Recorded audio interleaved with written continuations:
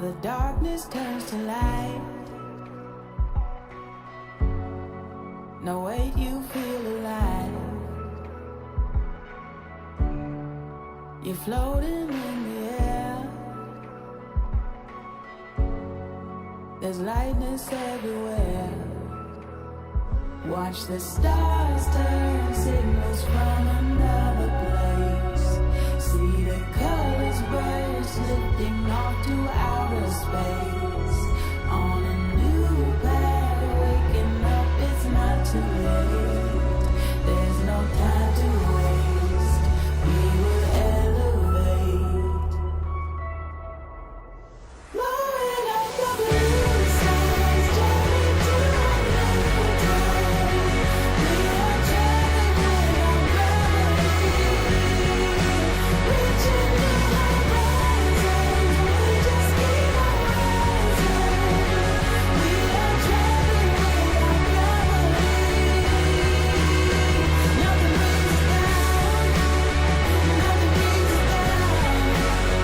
Nothing brings us down. Nothing brings us down. Nothing brings us down. Nothing brings us down. We are traveling with our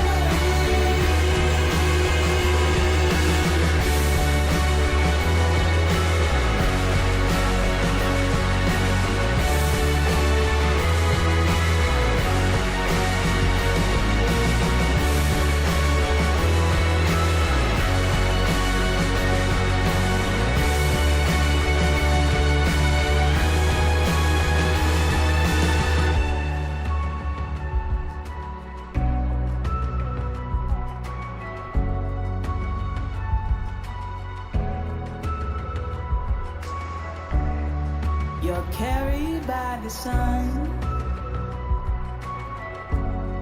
New chapters have begun.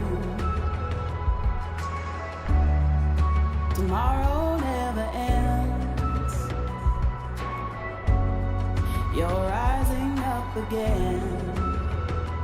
Watch the stars turn, signals from another place.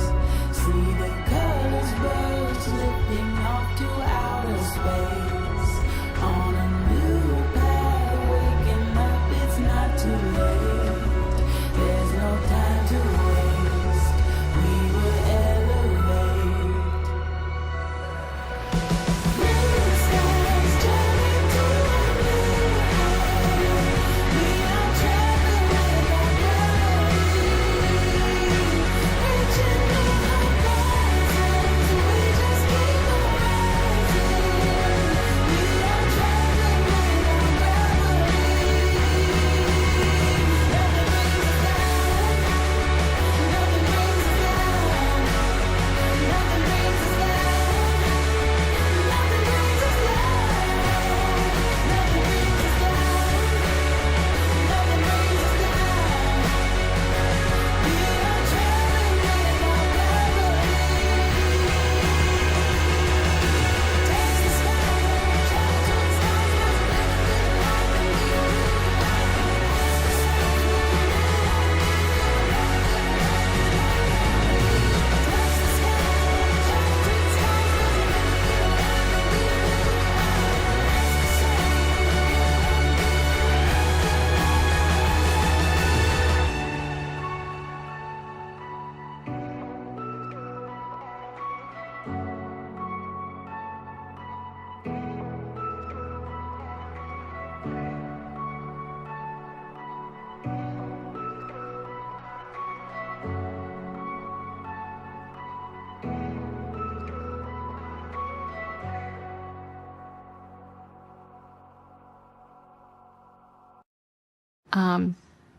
My name is Emily, and I live with MS.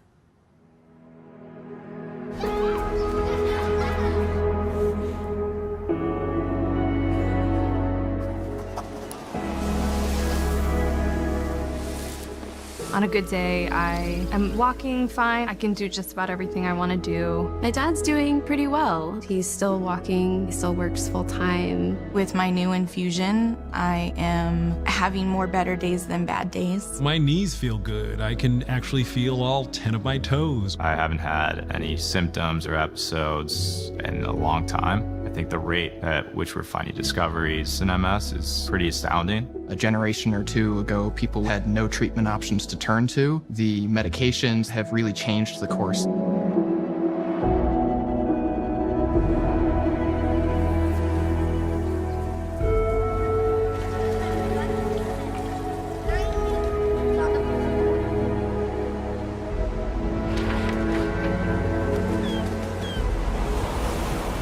When Jean was diagnosed, she had been an avid cyclist, biking 40 miles every single morning. People call me Dash. That's my nickname, because how I move rather quickly. Altogether, I served for about 12 years, from 1991 to 2003. Married to the person of my dreams, feeling really stable. And then everything just got ripped out. Within a couple of years of her diagnosis, she was wheelchair bound, and just a few years later, she was bed-bound quadriplegic. The doctors told me they weren't sure if I'd be able to walk without a walker or walk anymore. I couldn't run. It would just mess with me in my mind, like Dash couldn't run. My mom also had MS. I can only hope that when it comes to my MS, that it does not impact me as much as it did her.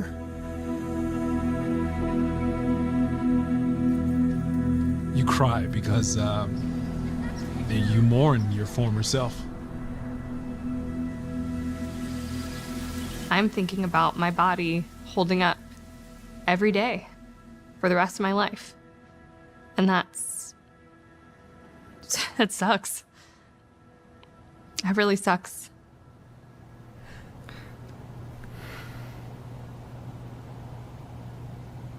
But we're resilient. We always have been. All these drugs that we have to slow down the progression of the disease is great, but what I would like to see in my lifetime is an actual cure. We've really come a far way in such a short amount of time. If we continue doing what we're doing, raising more money, supporting more research, we will find a cure. Talk to us, reach out to us, listen, because the only way we can find a cure is with help from everybody. We have to go on offense. We have to change the course of this. And I don't think that's a lot to ask. There's a lot more that we can do. Well, I appreciate everybody's attention, and I want to thank you so much for listening. Thanks for listening. Thank you. Thanks, guys, so much for Thank listening. you for listening.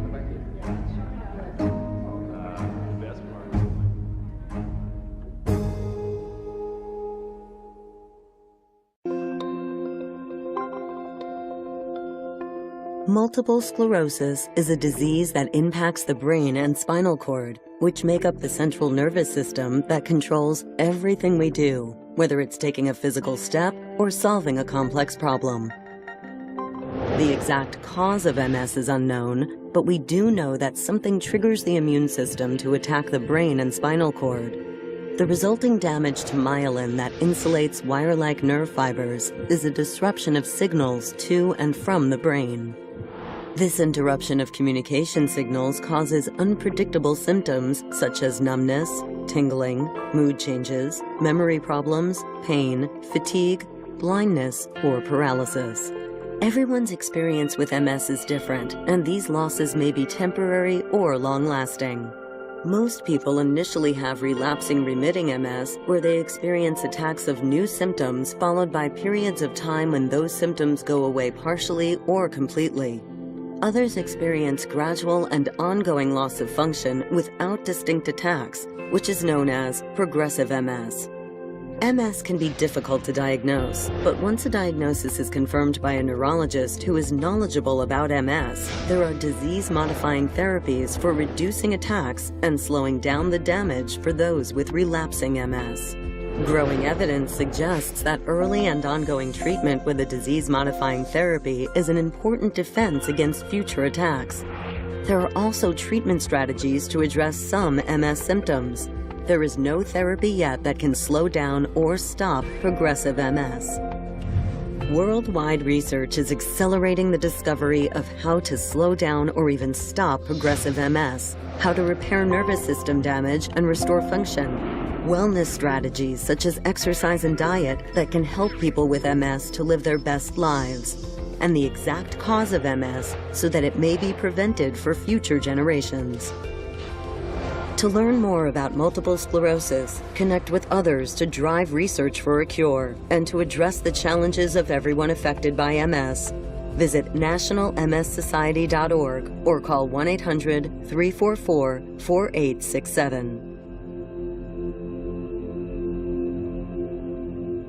We are a movement by and for people affected by multiple sclerosis. Until we end this disease forever, We will do whatever it takes. To accelerate breakthroughs. We believe that we are stronger together. That nobody should face MS alone. We will be by your side every step of your journey. from day one. We'll be your partner through the challenges. Sharing ideas and finding solutions. We believe That people live better lives. when they are understood and supported. It's hard to hear. But you look so good. When you feel anything but. or to feel like MS is the only thing people see. We will be there for your loved ones so they can be there for you. We'll shine a light on what it means to live with MS. Till the rest of the world understands.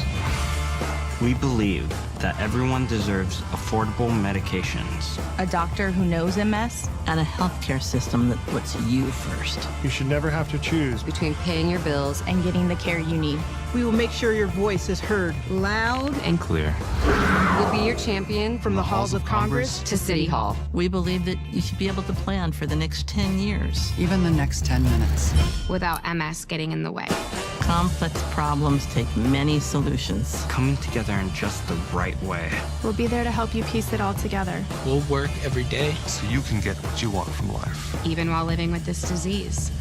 We believe that no one else should have to face the fear and uncertainty of an MS diagnosis. And that those that have MS should get back what they've lost. Curing this disease takes a global effort. We will fund the most promising leads and gather the brightest minds to find a cure as fast as possible. We'll be unrelenting until the very end. We believe that we all have something to contribute. Whether it's time, money, connections, or sheer passion. There is strength in numbers. We're calling on you to join us. Join us. Join us. Find your place in this movement. We need you. We need you. We need you.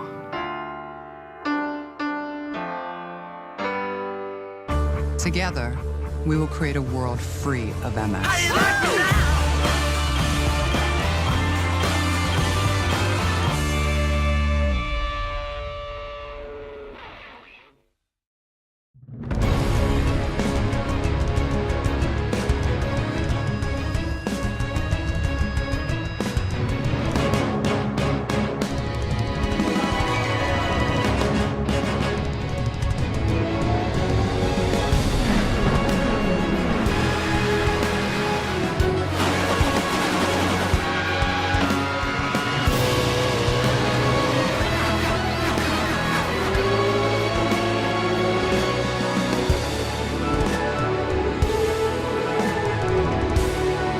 This is iRacing.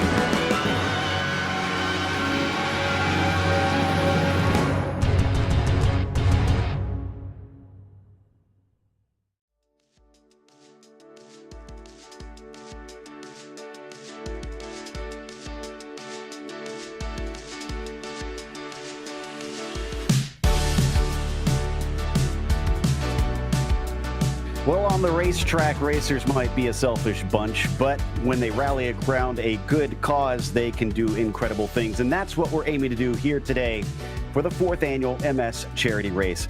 We're going to be having it here on Oschersleben, Motorsport Arena Oschersleben to be exact. And we're going to see drivers race 2 different classes for 2 hours as myself, Joe Peak, along with Blake McCandless and Keenan Kusin bring you the action. Guys, I'm looking forward to this because, I mean, while this is for a very serious cause, this is one of the most lighthearted, one of the most fun events that iRacing puts on every year, Blake. It really is. I was fortunate enough to be a part of this last year and a part of many events over the last couple of years through different charitable efforts that different folks have done on iRacing with private leagues and everything. But great to see all the support, the names that we'll have in here racing tonight that have been a part of not just iRacing, but the sim racing community and this group all the way back to the Pirates days for so long are involved in this, Keenan, and it makes it a whole lot of fun to see kind of a different setup here. Again, GT3 Street Stocks is going to set us up for a really fun race as well. Absolutely. And then this is one of the most fun things that you can do on the sim. I think getting into a charity race and racing for a good cause, obviously everyone's still out here to do well and finish as high as they can. But just taking that extra little piece of competitiveness off of it, remind each other that we're all here for a bigger reason. We're all here for a bigger picture, and being able to do that kind of within motorsport and have a laugh and still have some good battles and some good racing. It is one of the most fun things that you can do in the sim.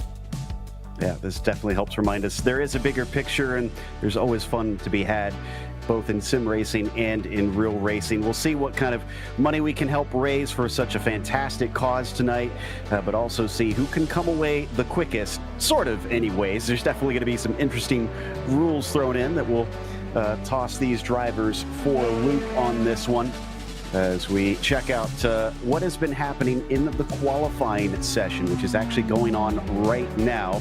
2-hour race, guys, so I imagine qualifying not going to be the most important thing, especially in a multi-class race where anything can happen. But as we see the QR code on the screen, don't forget that anytime you see that pop up, if you just scan that with your mobile device, you can get in and donate to the charity that we're raising for the National MS Society, and make sure and toss in what you can for that. But don't forget also, we'll have special motivations for people on that. We'll go over that in a little bit.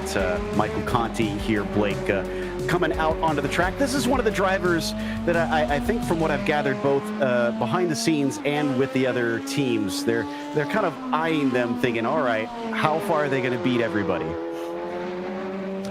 Well, and certainly, again, this is a competition, and there are a lot of teams looking at this group as certainly one that could go out and have a really good performance tonight. Nick Ottinger, Michael Conti, some of the names that we've seen racing a night ago on Tuesdays and years gone by, and some that still are today, can to see if they can get it done. We also got some questions, though, we want to ask some of the fans. And Joe Keenan, I know you guys are pretty passionate about this one right here. I'm Team Chocolate Chip. I mean, come on, what better can it be? Chocolate chip, tried and true, the classic.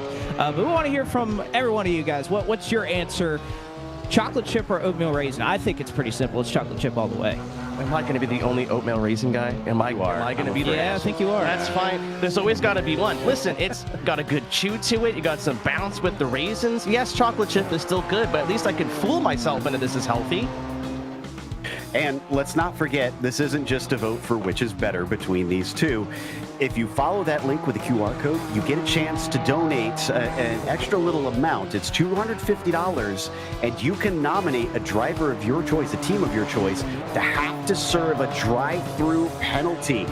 And you can do that as many times as you want. So if you're looking at Team Conti Sim Performance and you're saying, man, that's just not fair, well, guess what? You can take him down a peg. I'm all for it. I like it. Welcome to the pay-to-win system, boys. About time. Yeah, seriously, give everybody else a shot. And more than that, I'm sure there's those who might have a beef with a staff member or two. Well, look at that. We got a few staff members actually racing today. So maybe you could support a good cause and give them a little bit of a headache out here on the track. Kevin Bobbitt, one of those, going to be competing in that machine in the GT3 class. And then we've got Matt Malone, very popular streamer, racing in the street stocks. We've got a new one, Keenan, with the two new versions of the street stock that you can actually race. We've got Matt in the original here. Now, they're all even, but I love the visual variety, and so many people have been asking this for so long that just makes street stock what it is. Oh man, and these are such a blast to drive on the road course. Me and Blake were talking a bit about this before the broadcast went live. They have the right amount of throw it around and get a little bit loose without the car trying to really snap back and fight you too much. These were official on the road course last week, and that's all I was doing. One of the most underrated cars on road in the sim by far. Good tire with it too, and like you said, Joe, just a little bit more visual. There's a little bit of a sound difference too, so to see a field of these, and we're going to have a ton of them here on the grid this week or today, to hear a little bit different engine notes and stuff. It just kind of adds to the look of it, and it gives me a little bit more immersion. But yeah, me and Blake we talked about it for like 5-10 minutes. Yeah, I'm glad you brought that up because I had forgotten that, yeah, they also have different sounds to the cars too, which is such a nice touch.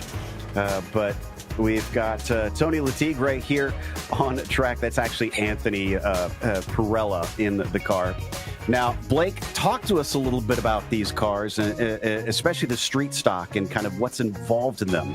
Well, I think Keenan made a good point that we'll have 3 different bodies competing here in the street stocks, but they all have the same performance, 375 horsepower, weighing about 3,400 pounds. And like we were talking about, you have the street stock Casino and Eagle, a couple of new bodies that have been updated within the last month or so that are now available for purchase on iRacing, as well as the street stock Panther. So a couple of different bodies. A little bit difference here, too, is the tire. The fact that these street stocks have a bias ply tire rather than a radial tire that they'll be competing in. So again, you'll see a lot of leaning through a lot of these drivers, which we were looking down the running order, and there's a fair amount of street stocks in this field that certainly aren't going to be able to, I think, create the same speed that you'll see out of the GT3 class. And we have a lot of different vehicles that'll be competing in the GT3 class, all running around 500 to 600 horsepower. They're obviously much lighter in terms of the weight for those cars.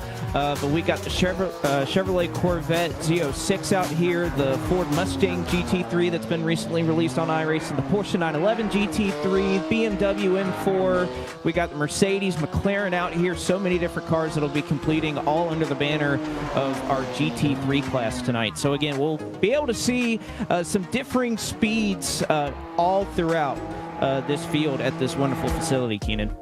Yeah, and one of the cool parts about this facility is just like that stock street stock body, this is free. This comes with your iRacing membership. If you want to go jump on this right now and you're an iRacing member, there's nothing stopping you. But this track's got a lot of good flow to it. It's going to suit both classes really well. That first hotel curve, really, really nice. There's a chicane on the little back straight that's so fun to throw the car in and out of.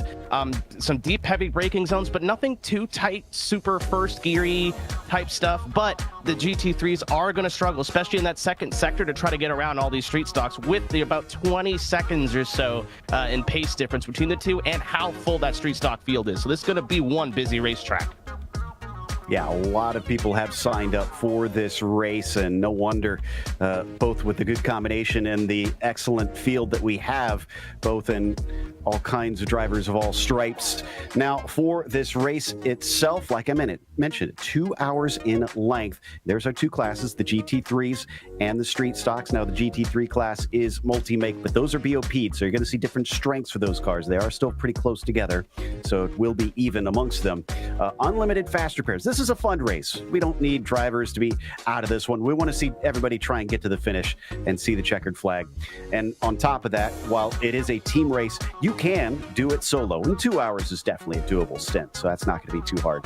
And like we mentioned, drive-through penalties can be purchased. Again, we'll be pulling that QR code up on the screen at various points throughout the race. Make sure and scan that on your mobile device. It'll take you there to either vote for your favorite cookie, or if you want to donate to add a penalty to a team that you think needs to be a little bit less successful. In fact, if you want to do that right now, there on your screen on the bottom right, we've got our QR code up and ready to go. Leave qualifying just about wrapping up, so we're going to be heading to the race pretty soon here. This should be a blast. Like I said, Keenan, I'm absolutely looking forward to this one just because it's such a wild ride every year. And it's the pace difference in between these two classes. Again, we talked a little bit about how there's going to be some quicker GT3s to compare to some others that are maybe a little bit less experienced. This fourth element is going to be the wildest street cars here, but As we take a quick look, Conti Sim Performance on the pole right next to a name you might recognize, Tony Kanaan in the 66. Door bumper clear with Dale Earnhardt Jr. Row number 2 with Alex Horn repping himself and row number 2. And then Mike and Mike, I wonder the name of the guys who drive for those cars, in row number 3 with the Pun Crew and Eli Singh in row number 3. Takes us to row number 4, where we see iRacing staff red on the inside, as we've got iRacing staff Porsche on the outside. Then row 5 sees Improper Racing Gold, Slobbergoat Racing. Then we'll begin in the outside of row 5. Row 6 sees 11th goes to L's 46, and then Team Sierra Races going to be starting Blake in 12th position.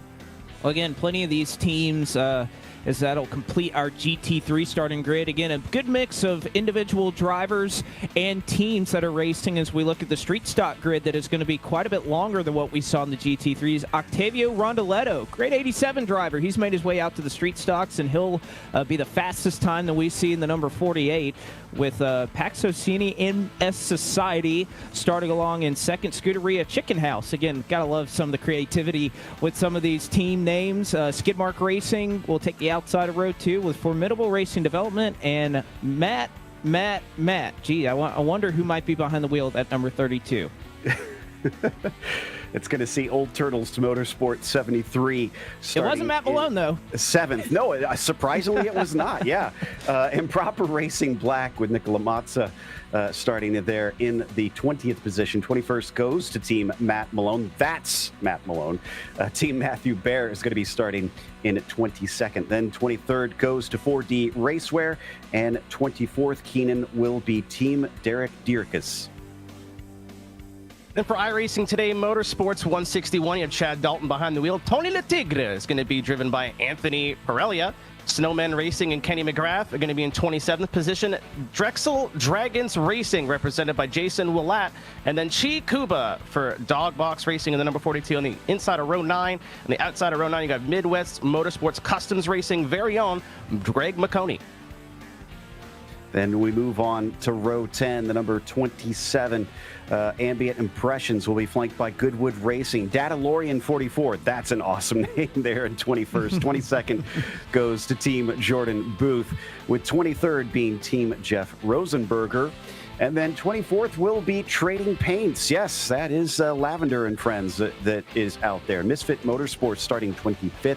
McConey Setup Shop in the 26th spot with Team Ryan Seams in 27th. Then the 44 of 12, H-Pyre Eastside DF1 Racing. That's a mouthful, starting on the outside of row 14. Black Flag Racing. Let's hope they don't get too many of those in 29th. And then 30th goes to Ragin' Cajun Senders. These are just a few of the drivers competing in this one. And yes, you should recognize that one in the top middle. That is indeed Dale Earnhardt Jr. going to be competing here today. We'll see how Dale goes out on the track as the pace car is bringing them around to the latter half of the track. Tight and twisty, this one, guys. So Blake, these GT3 cars will probably feel pretty at home, but those street stocks are going to be difficult around some of those long, more than 180-degree corners.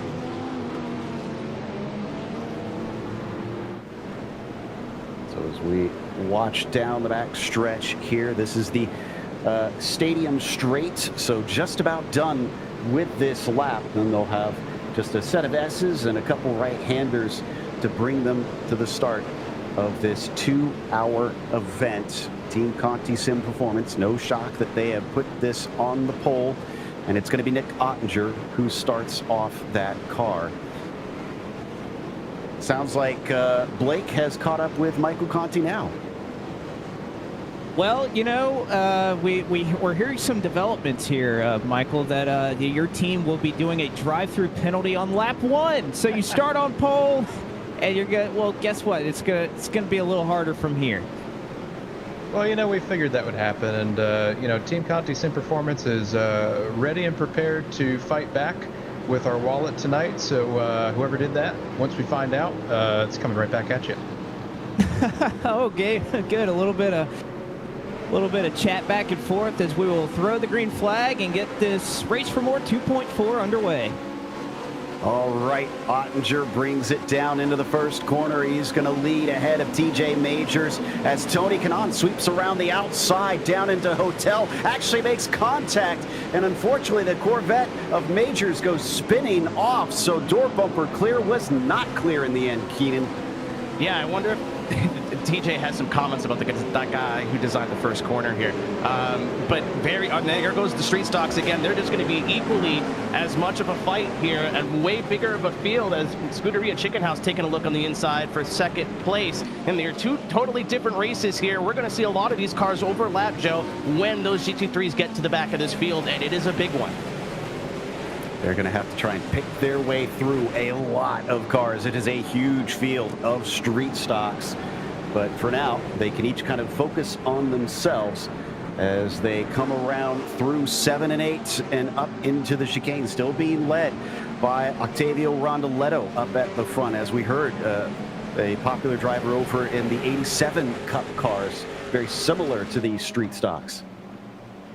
Yeah, again, not quite as much power as those 87 cars, but again, the same feel. We talked about the bias ply tire. That's something that is definitely going to come into factor here. And, you know, looking at these street stocks with the lower horsepower, there is a little bit of toe that these cars will pull. We have some longer straightaways, and with these cars and kind of how they're set up, they don't brake very well. They don't turn very well.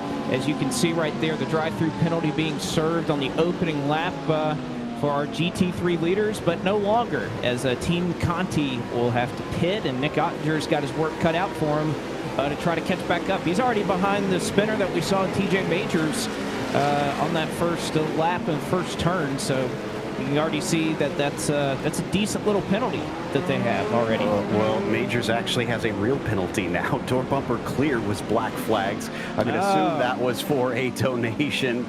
Their woes continue. Kind of surprised that Ottinger went and served that right away, because that's put him kind of into the thick of the street stocks. Maybe another lap or two would have gotten him clear of that.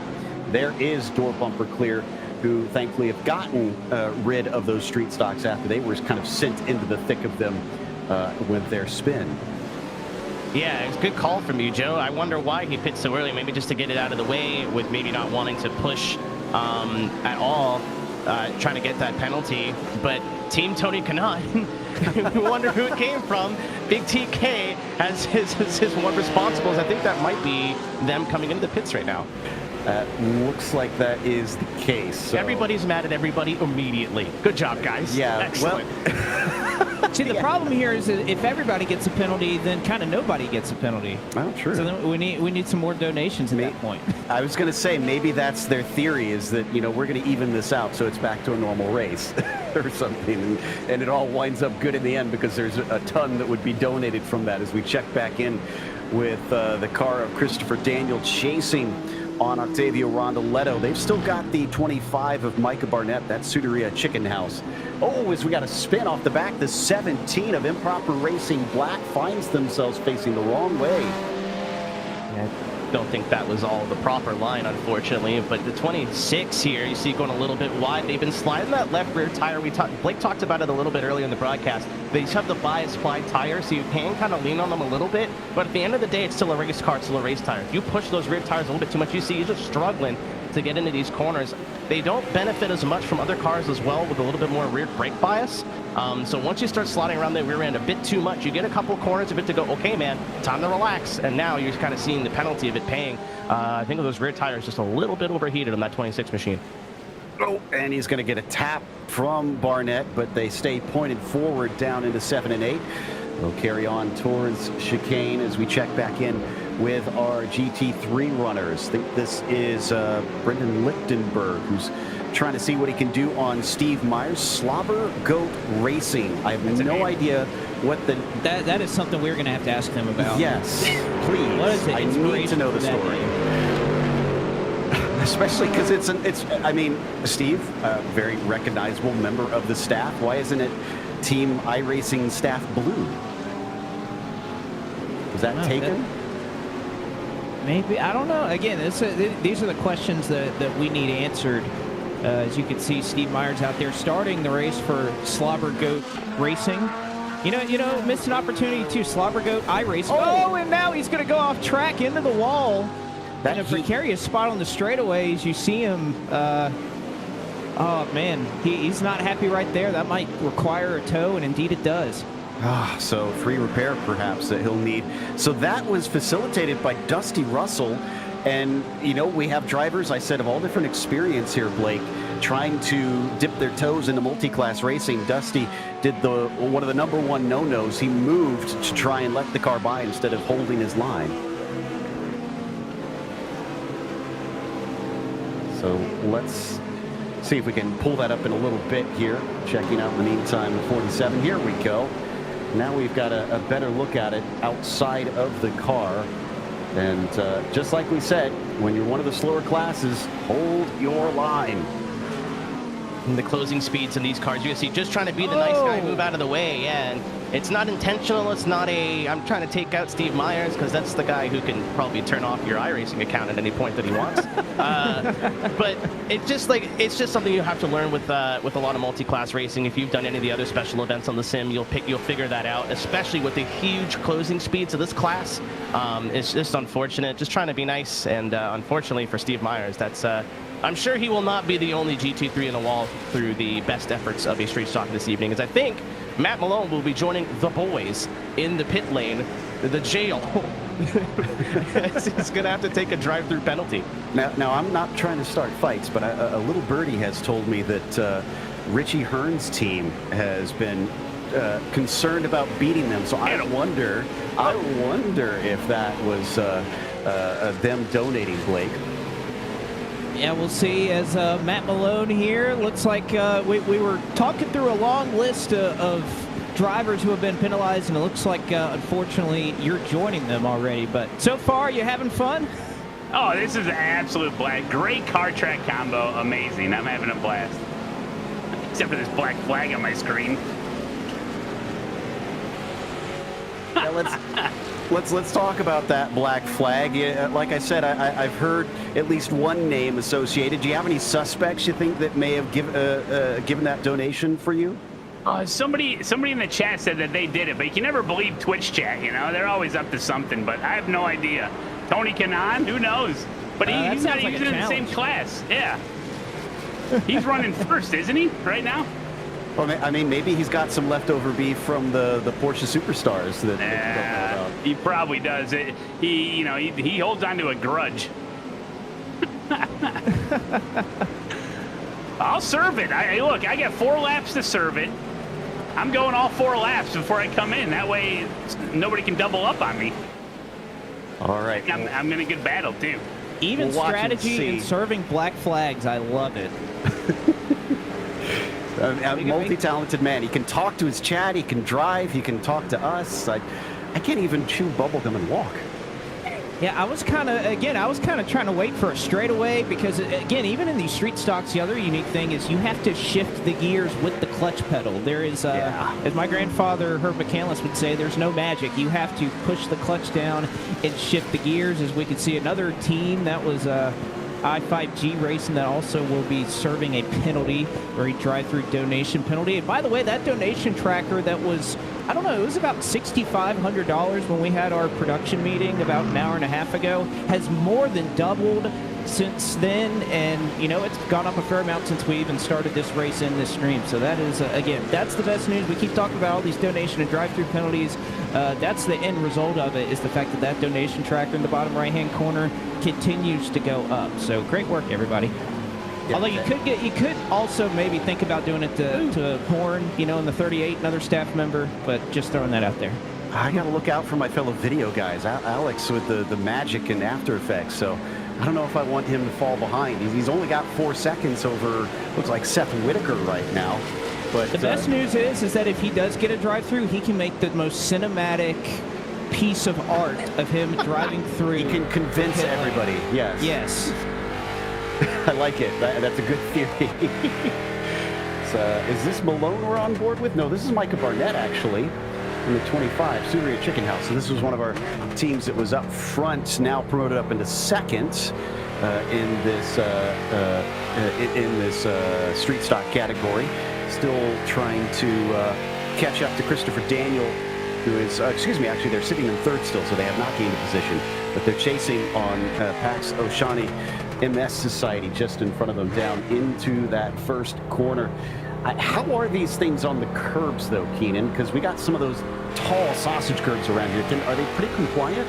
So I ran this car basically all week. Last week at Winton, if you saw some dork at 2 o'clock in the morning running street stocks, hey, that was me. But they're like touring cars. They can clobber the curbs. It's not always the best thing to do. But Winton's got some pretty serious sausage curbs, which is also included with your iRacing subscription and a super underrated track if you haven't driven it yet.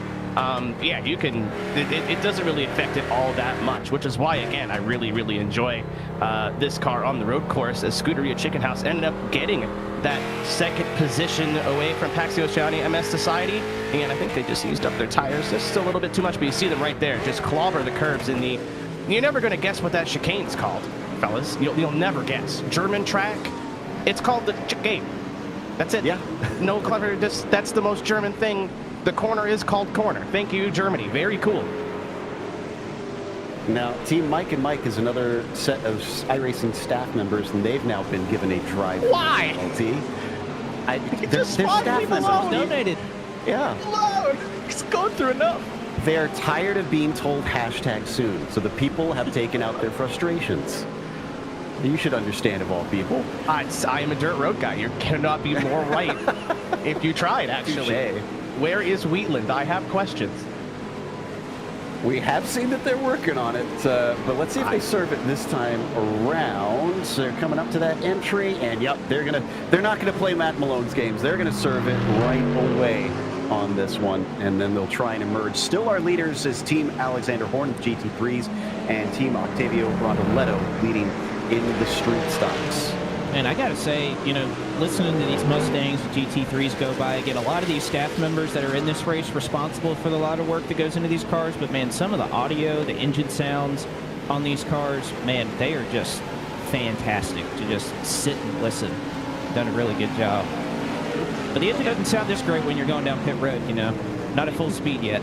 No, it needs to be up the song. And I'm a bit disappointed because the one I would see fit to drop 250 on isn't racing in this race. And he does some of the sound that captures for these. That's Sean Ambrose, who's on our broadcast right now. So somebody free him up for next year so that I can punish him. The amount of hard work that guy puts in, and that's what we give him. Because you're starting to see a little bit of that overlap with the GT3s and the street stocks. I think this is maybe the first or second time they're making that way through the field. Again, about 20 seconds, maybe 10 seconds a lap or so difference, but the closing speed is very, very fast. So they're going to have to make decisions quick. And if you've ever raced multi-class, gentlemen, with a car that has downforce, I know it's a GT3, but compared to the streeter, and a car that doesn't, it's so hard to make choices into where to overtake, because you go to the corner and you're like, okay, well, I'll just go around the outside. That street stock, as soon as it is turned into the corner, it is going where it's going. You can't adjust. You can't make last-minute decisions and go, oh, well, the street stocks are the GT3s passing me. I'll just lift a little bit. They can't do that. The amount of times I've seen people make some unfortunate decisions in multi-class racing, just think, oh, they can hold it. They can't. That's something that you have to keep in mind through the whole race. See, as Landon Castle, I heard say about the 87 cars, which I think can apply to this car as well, these cars don't like to do anything. They don't like to accelerate. They don't like to stop. They don't like to turn. And that is definitely something that is not in line with the GT3 cars that we see some of these drivers wheeling, including Tony Kanaan, who has been on a mad charge through the field. But once again, Tony, hate to be the bearer of bad news. Looks like you may have another drive-through penalty to account for another here. drive-through. People have no mercy. Well, Tony, I know, again, you're wheeling this thing through the field. You're catching back up to the leaders, but, this is for a bigger cause here tonight. Are you having a good time? 100%, man. I think, always supporting iRacing, obviously AMS Society. It's a cause that is really close to Greg, one of our good friends and hard worker there on iRacing. So glad that I could do it. Last year I got stuck on a plane and it was couldn't do it. So glad to help, glad to have a lot of fun. We're having a mid-season here, obviously, since I retired. I took my a different role with Air McLaren, which has been extremely stressful. We've been through a couple things, you know, through driver changes and stuff, and a lot more stressful than driving, that is for sure. So we won a race a couple races ago with Pato, so I'm going to Toronto tomorrow, so this is a good way to relax and well, relax until I get a black flag and I get mad, but I have cash in hand, so I'm going to wait for the right moment and the strategy to be able to catch and make all these guys pay. Sounds good. You know, we heard from another driver earlier who got a black flag. If you wait the 3 or 4 laps or so before you serve it, people can't double up. So perhaps a strategy decision there. But we'll let you get back to it. Hoping you're having a good time. So what? Hey, repeat that. If I wait 3 laps to serve it, you can't double up. Okay. All right, Tony, thanks for catching up with us. We also have a driver who hasn't quite hopped behind the wheel of his car yet, right here in Dale Earnhardt Jr., who was watching. I think there was a little bit of contact between you two on that opening corner. Any comments on that? Hey, man, how's it going? Hey, D, how are you, man? Sorry about that. It was not on purpose. Oh, we saw you get loose. We're still upset. It's all we're here. We're just here to beat you, man. That's the race for us from now on. You know, that is the problem, man, because you know, you're going to get in trouble with Amy, and I'm going to get in trouble with my wife. We're going to keep spending money here. I don't want to lose. You don't want to lose. So that's right. All for a good cause. That's right, buddy. All right, well, one's behind the wheel. Dale, you're still kind of waiting, but how would you assess? I know you kind of had that excursion in turn 1, but otherwise, you know, how's TJ doing? How have y'all been preparing for this? I know you've been practicing a little bit for this one. Yeah, it's a really great combo. I don't run a lot of road course racing, and so I was a little bit worried about how competitive I could get, but I got decent. And just a really fun combo, great cause. They asked me to be a part of this, no problem. I always have a lot of fun. Always don't need much of a reason to go sim racing, right? So pretty cool. Great to see Chad House and other people here tonight and supporting this. Chad's really embraced sim racing and iRacing. I remember years and years ago me trying to tell him what this was all about, and so fun to see him now behind the wheel and having fun. Well, I know, too, being a part of this race, I know you and TJ, you know, you guys got started in sim racing. You guys have been, you know, buddies on here for a long time. So how fun is it to kind of rekindle this? I know you don't get to do it as much as you used to, but, you know, be able to kind of join up and have fun like it's old time. You know, it's pretty special, to be honest with you. It's a great point. We met on sim racing, gosh, 20 years ago or more, 25 years ago. So still to be sitting here sim racing is, I never thought that would be the case. And, you know, it creates relationships. That's what sim racing does. I've got so many friendships. There's people who work at Junior Motorsports that I've met through iRacing. There's race car drivers that I've employed that I've met through racing online. And the relationships and friendships that I have gained from the community and this software and the hard work that goes into it has enriched my life. So I say that every time, but it's so true. And can't wait to see what's next for the next 20 years. Yeah, who would have thought that this would be where it was at when y'all were running NASCAR 2 on dial-up internet, you know, all those years ago. But all right, well, again, thanks for stopping by. I'm sure we may talk to you or TJ again at some point, but appreciate you stopping in, and hope you have some fun when you get on out there. Yeah, it's going to be great combo, good comfortable car. iRacing did a really good job putting this together. I think it's going to be fun for everybody tonight.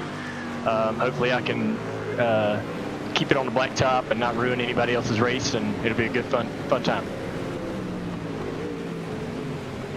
Big thanks to Dale Jr. for joining us there, and we'll see how he fares out on the track once he hops into that Corvette. In the meantime, checking out one of our Mustangs, one of the newest cars, as we mentioned, to join the iRacing service circulating. Is this one of our iRacing staff member teams that we're looking at, actually? I do think this is your current leader. If I'm being fooled here, of Alex Horn, then you have, and there you go. is just for funsies. You got 2 out of 3 of the top 3 in GT3 being iRacing staff members, and poor Oriole Serbia getting mixed in with that. All 3 of them are going to be serving a drive-through penalty, and I think for the 12 that is justified, we cannot in any world have Corey Revink on a podium. We cannot have that. That's not. I was just about to say he's having a career run right now. He's doing great. He's not bad on the road courses. He just does a lot of getting in his own head. But I think now that he's comfortable, he's in his own element, he's having a good run. However, somebody with deeper pockets than you or I has decided that is coming to an end right now. He moved his Johnny Cash poster. I'm upset with that. Well, I think we might actually get to chat with him here in a little bit. Yeah, it looks like, Keenan, you've caught up with the pair of them. Fellas, sorry about this, but you're going to have to come in and serve a drive-through penalty. Who do you think is responsible, and do you think this is a just and fair course of action? Oh, man, that's unfortunate. I'm up in a podium position. Yeah, we can't have that, Corey. I'm sorry. Again, I don't know who this was. I can tell you it's not me. I don't have $750 US to throw around. But we cannot at all have you in that top 3. We need to have you work a little bit harder than that. All right. So we're looking at coming in right now. A lot of drivers have been coming a little bit earlier, serving them soon. Are you worried about that street stock traffic, or are you just going to serve this right away? You know, truthfully, I have not even been black flagged yet in the sim, so until they're working on that. Well, we're gonna find out. Because if they time it right here, it'd be swell if they would fly that thing before I get near pit road here. Alex coming in to serve his penalty right now, leading the race. This is obviously going to throw a wrench a little bit in your plans. Were you? Did you have this strategy here for this? You got black flagged, or? There we go. No, not really.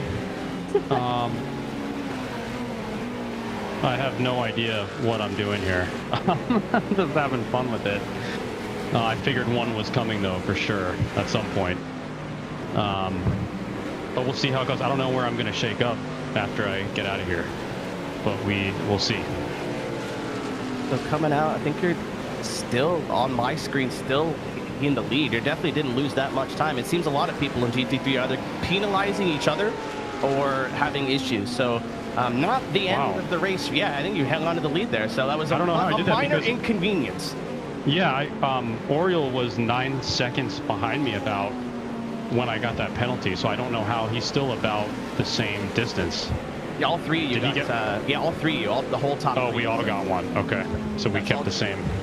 Yeah, just close that 4th and on back towards you. Are you looking a little bit more nervous now that you got Nick Ottinger that's just moved up into the podium positions and breathing down your back? Nick, where is he now? In 4th? He's in 3rd, about 2.1 seconds back. I don't know who should I be scared of, Nick or Mike, or both of them? I think should I be afraid of Nick? Yeah. All right, fellas, again, a penalty for all the top 3, and hopefully that's the end of it for you. Good luck with the rest of the race.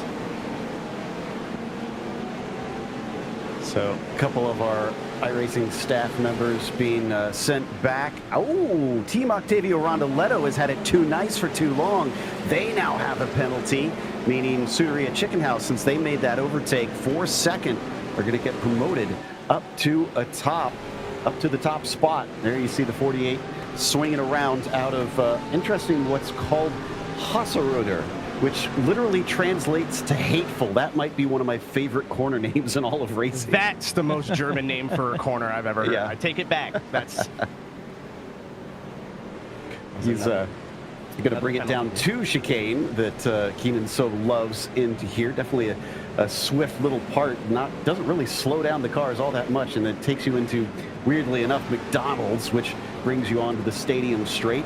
Who is he approaching here? That looks like a lapped car of Dusty Russell, who we saw get run into by Steve Myers a little bit earlier, but he's not going to be any sort of problem for Octavio, it seems. Unfortunately for Dr. Octavio, he's going to have to serve that drive-through penalty. Keep it nice and even in the street stock class. You got Eli Singh, Punju, streaming live on his twitch.tv channel right now. I knew he was a little bit nervous. He's got a lot of going on his side. If you want to go check him out, I know he's doing some donation incentives. He had to do some pickle juice and looked like he questions life choices there for about 10 seconds. We'll see what the problem is, but... Keenan. Yes. Look at the screen. Listen, Joe. That just means that chocolate chip owners have a higher median income. Yeah, we're pulling ahead. That's all that means. That just means that you guys make more money a year. Congratulations. That's really good for you. Us common folk, us oatmeal raisin folk, are going to be the one that props us up. You just wait. Just wait. I believe it's going to turn around. I trust my oatmeal raisin enjoyer. I would think chocolate chip is more of a common folk cookie, honestly. Don't forget, if you want to try and help settle this debate, if you can click on the QR, well, not click on it, if you get out your mobile device and capture the QR code, you can help donate. Apparently I'm told you can actually click on it. Oh, I'm being messed with behind the scenes. No, you can't click on it. But yes, you can vote for either chocolate chip or oatmeal raisin, whichever you think is better. Now, if you're really confused as to what the heck is going on here, this is a big inside joke in the iRacing forums. It has been going on, what? Do you guys, how has it been like more than a decade now? This has been going back and forth? God, I hope not. It's been a while. It can't really be a debate when one's clearly the front runner. That's just... Is this why they put me in the booth tonight? Just so I could be the one that's so you could suffer. Yes. Thanks. I'm getting bullied. That's all that is. For charity, for a good cause. We'll pay for your therapy, okay? That's it's at $250 a session. Yeah. Oatmeal raisin still struggling, as there is a little bit of a bigger code just in case. And don't forget, if you haven't been following this up till now, you can donate $250 to punish any team that you like out on track. They'll get a drive-through penalty. Doesn't matter which one. They could be in dead last and you want to make their life even more miserable.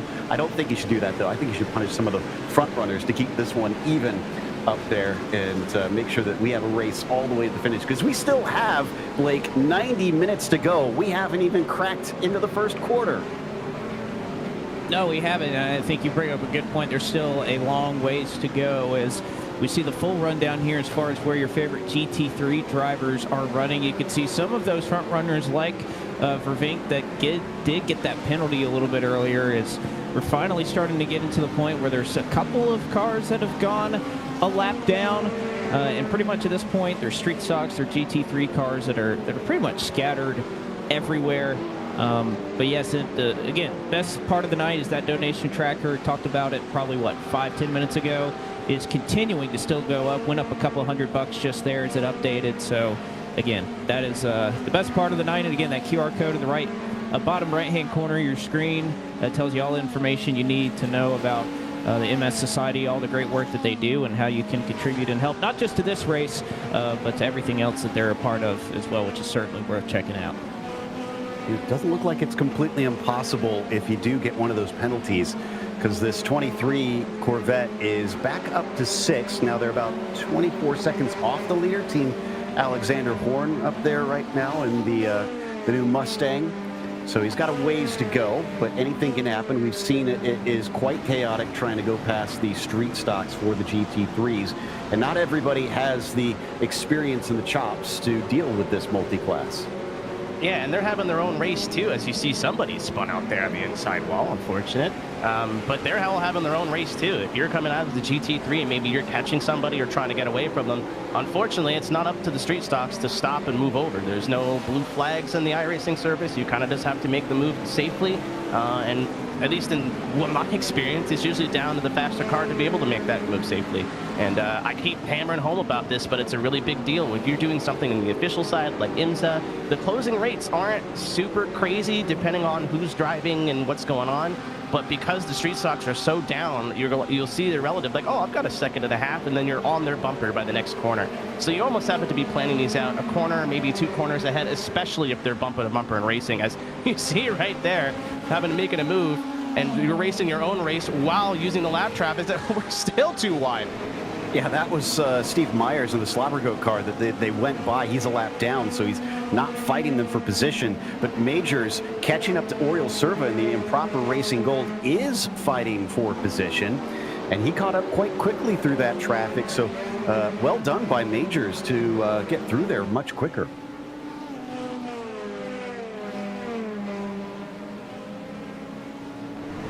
speaking of Steve, since he hasn't been getting a whole lot of love after his accident, why don't we ride on board and go full throttle with one of the big men up at iRacing.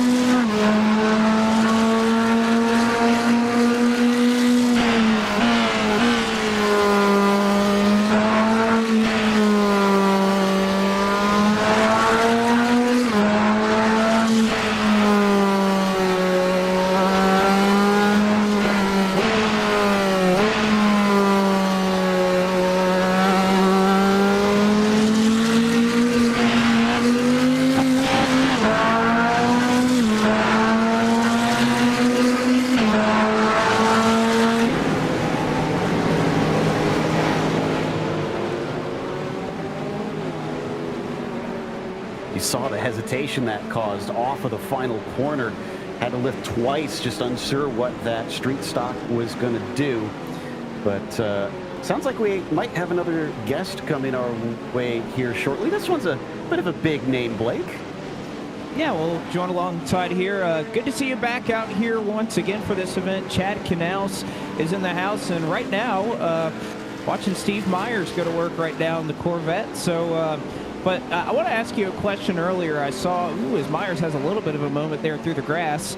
Was watching a little bit earlier. It wasn't just you that was out there driving. There was somebody else that was in your lap that was making some laps a little bit earlier. So, how was that, and what was going on there? Are you showing him around? Yeah, my son Kipling, he wanted to make a couple laps and see what the track was like. So he's just started racing go-karts, and he's got his own sim rig that he has upstairs. And as we were practicing and warming up, he wanted to take a couple laps and see how it went. Oh, awesome. But again, so great to have you a part of this event. I know we got to talk to you last year. What made you want to come out and be a part of this again? It's just such a great cause. Obviously, it's a great event. There's a lot of teamwork that goes into this, a lot of fellowship, and a lot of fun. I've got a very good friend of mine that's near and dear to my heart. She lives with MS, and is something that her and her family struggle with every single day, and it's a challenge. And my best friend Jennifer Jones, she set this up about 4 years ago when she was working with the National MS Society, and she came up with this idea, and everybody at iRacing just jumped on the opportunity to create this fundraiser, and we had a lot of energy, and it's been growing and getting bigger every single year. The race distance has shortened a little bit, but the awareness has grown tremendously. A lot of great involvement. Really proud to have Dale and TJ in here, and Tony and Oriole, and Nick Ottinger, and all these folks that are participating and helping draw a big crowd. It's pretty fantastic, and I can't wait to see what our totals are at the end of this event. And I'm really excited to see what we've done in totality over the course of the last 4 years. Well, I can tell you in the last couple of minutes, the donation tracker went from $13,000 to over $21,000. Wow. So a very large donation that was just given. And again, thank you to everybody out there that's a part of giving this. Again, you can give these guys another drive-through if you want to make another donation to this team as well. That's another reminder also. But, as far as kind of feeling this out, I know you probably put some practice laps in yourself. How are you feeling about getting back behind the wheel once Steve steps out of the car? I've got some anxiety, I'm not going to lie. These guys are clicking along at a pretty fast pace. When you have guys like Ottinger out there, and he's able to roll down 125s and 124.9s and all that in race pace. I'm nowhere close to that, so I can run the 127, 128 range. So I'll go out there and try to stay out of trouble and get ourselves a reasonable finish. But you never know what these. Oh, there you go, Steve. Good save. Never know what's going to happen here with some pass-throughs and drive-throughs. These guys that are really fast, you never know. They might get clipped at some point. We might get a little advantage. All right, Chad. Well, we'll let you get prepared and get the last few minutes before you go and roll out there. But thanks for joining us so much. Well, real quick, I just want to say thanks to iRacing and Steve Myers and everybody that's involved, Greg West and Drew and Bobbitt and just all the guys, the whole group over there. They're such a great family, and they work really hard and they play really hard, and they live through this iRacing experience. And Steve and I were just chatting a little bit ago, and since the MS Society charity event has come on board, he's gotten reinvigorated with the love of iRacing, and it's kind of spooled this thing up, and it's been a lot of fun. I really appreciate their partnership in this, and I look forward to doing it again next year. Hopefully we don't let Steve Myers pick the track. He picked this track. I think maybe we get somebody else involved in that for next year. But yeah, all in all, once again, thanks to everybody. And Steve just spun. Oh no! Didn't hit anything. Good job, Steve. So anyways, we'll let him get back at it. And folks, thanks for everything. Thanks for participating, and everybody have a great rest of the summer.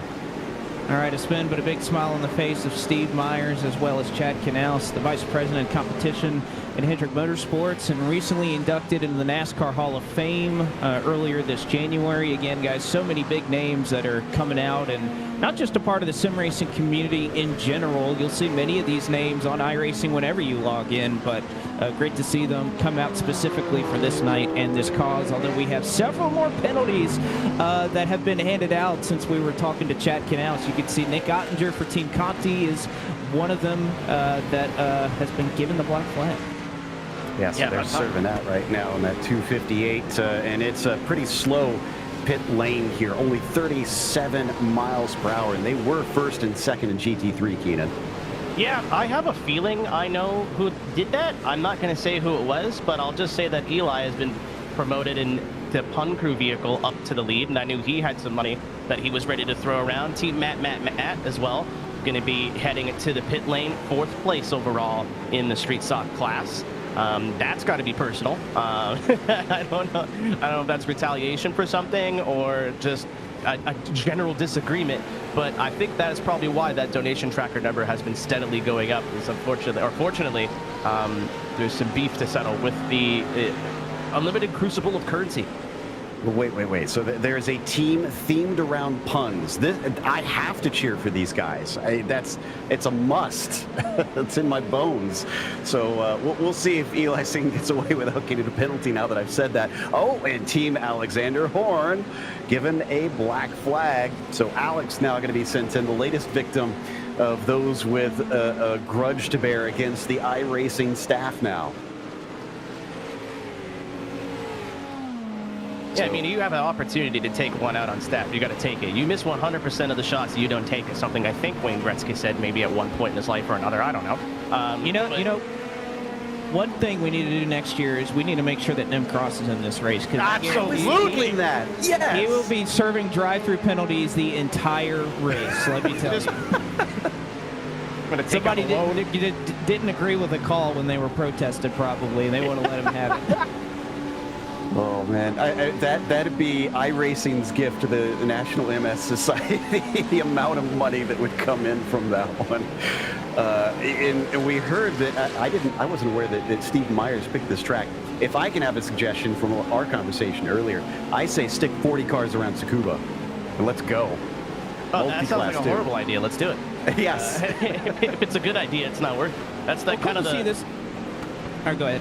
I was going to say that's kind of the idea of a charity race is you pick something that's not going to show up in a league race or on officials. You pick something that's a bit wacky, whether it's car combinations, a track car combination, anything like that, and give it a chance because a lot of the time it makes for some really fun racing. Case in point, here are the street stocks here at this track. Well, I just love that we've been to a lot of different tracks. You think of Charlotte Motor Speedway, the Roval, I think, was the first race that we did at this a number of years ago. Then we go to Le Mans last year. So it's been a race that has moved around, and I anticipate would continue to do it. But again, everybody else that we've talked to has been really positive about this car track combo. So Steve, you did good here. All right, well, we got quite a bit of traffic happening down into some of our slower corners. The 26 kind of getting mugged by everybody. They're still sitting in second with Christopher Daniel. They're going to be abandoned by at least one car heading into pit lane. That is Ryan Stephen for the 16. And let me check to see if they're serving a penalty. Or yep, they are. So they got a penalty, and they're going to have to come on in and deal with that. But, man, some of these cars looking pretty worse for the wear and more like an actual street stock with the damage we see on them, Keenan.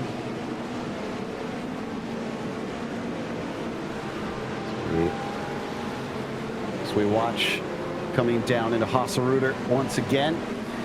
Again, our second place runner currently chasing on Suderia Chickenhouse by about 5 seconds. So they've got a gap to make up, and it's not that big behind them either. About 1.3 seconds to Old Turtles Motorsport back there.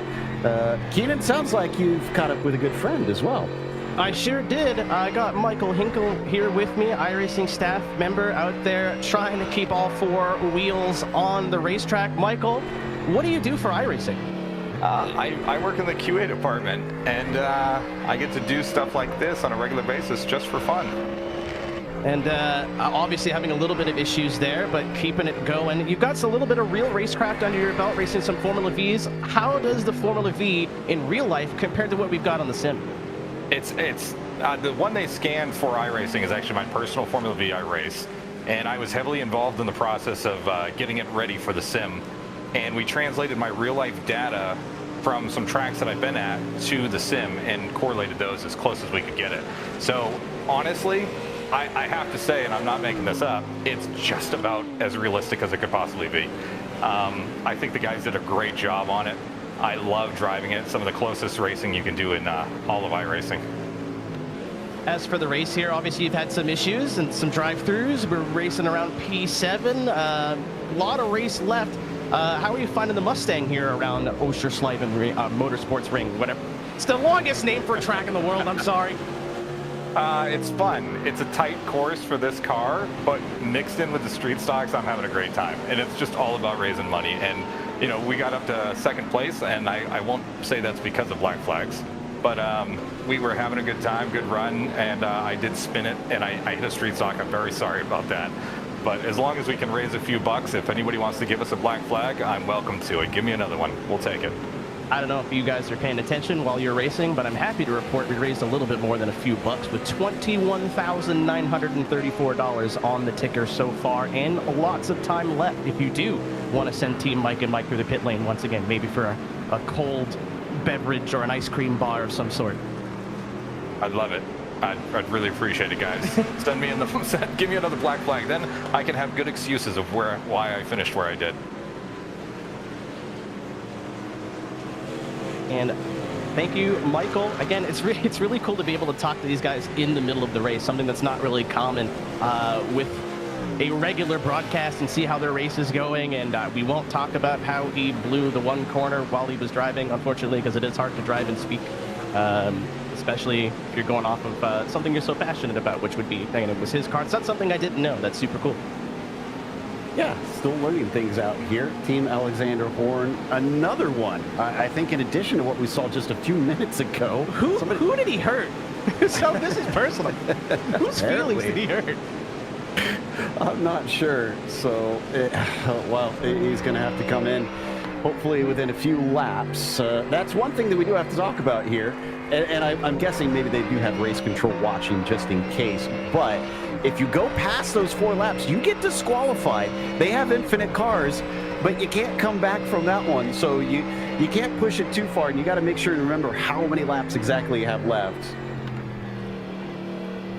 So they ended up getting a Black Flag together, and the old friend is up there once again. Corey Vervinkt, former member, I think, of the broadcast crew. I think he's back at home now. Nice to see Corey out, still active in the service, obviously. And parking that white Porsche right in front of Alex, just taunting him, just out there taunting like a carrot on a string. You know, he's kind of got the Colin Bowden vibes going on. He's got the basketball game on in the background. Yeah, that's very Corey. I wouldn't be surprised if he's spending more time watching the basketball game than he is racing the car. you think it's a Butler fan that donated that was trying to get him punished? Sports, football. I have to confess, I only know that because I Googled it. I had to look Joe. up who is the rival of Ball Thanks, State. Joe. I appreciate you, man. They start talking about sports in the broadcast trailer, and I just sit there being Canadian, only knowing hockey and nothing else, and I feel so lost. Thank you very much. Whereas I could tell you that the school I went to, Gardner-Webb, our head coach went to Butler and played there for a couple of years, I believe, while Cisco Scaramouza, our technical director on this broadcast tonight, was there. So, yeah, different levels of investments in sports, I suppose. Ooh, Suderia Chicken House. Now, these guys have been up towards the front for some time. 25 going to have to give that up, and now the 26 will get to inherit that unless they also got a penalty. The donation tracker continues to rise as the penalties rack up. You know, I'd be curious, and I don't know if anybody behind the scenes has the availability to this info. I'd love to see how many teams have not had a penalty up to this point. Who's gotten away clean so far? Why are you trying to snitch, Joe? Why are you snitching? Well, I can tell you one car that isn't going to get any anymore. It's the 23 car because of who just hopped in it.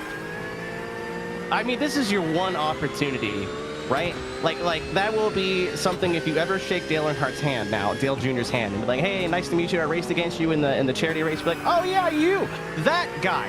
But that's memorable. You have a chance. You have an opportunity. There's two different kinds of people. That's true. I mean, if you can't be famous, be infamous, right? Yeah, if you can't be good, be annoying is kind of what I've been through my whole life. Yeah, Dale Jr. is in the car. They've swapped around. Again, there's no rules on that. You can have a solo run, or, I mean, if you want, and you just want one of your drivers to do the brunt of the work and the other get to really enjoy the spoils, you can have someone drive for 110 minutes and then swap over right at the end. Here is the door bumper clear car of Dale Earnhardt Jr., or I guess according to our graphic, Dale Jr. Earnhardt. They're trying their best over there. It's fine. Everything's fine. Listen, I have to give Drew at least a little guff during a broadcast. It's a must. And thank you, Joe Peak, for your time at iRacing. It's been a pleasure. And if you're looking for a job as a commentator at iRacing, email thisisn'treal@iracing.com. I will say, though, I know we talk a lot about Team Conti as far as, experience and, two former Coke Series drivers. But I got to say, probably at one time, this door bunker clear team, I mean, they easily would have had the highest average I rating in the field, I think, at one point. Now, that one point may have been a long time ago, but that definitely, I think, would have been the case. As, once again, we see the smile on the face. We know you're having fun, but we're going to be slowed a little bit again, Matt. I got another black flag.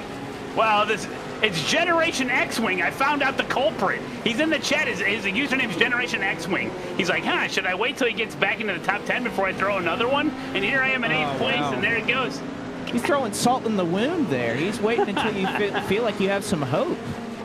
But man, I tell you, I'm still on the original tires on this street stock, and I've shredded these tires, and it's like driving around in glass. This is great. I'm just drifting it around. And that is one star-spangled street stock too, I must say. It's hard to miss. Yeah.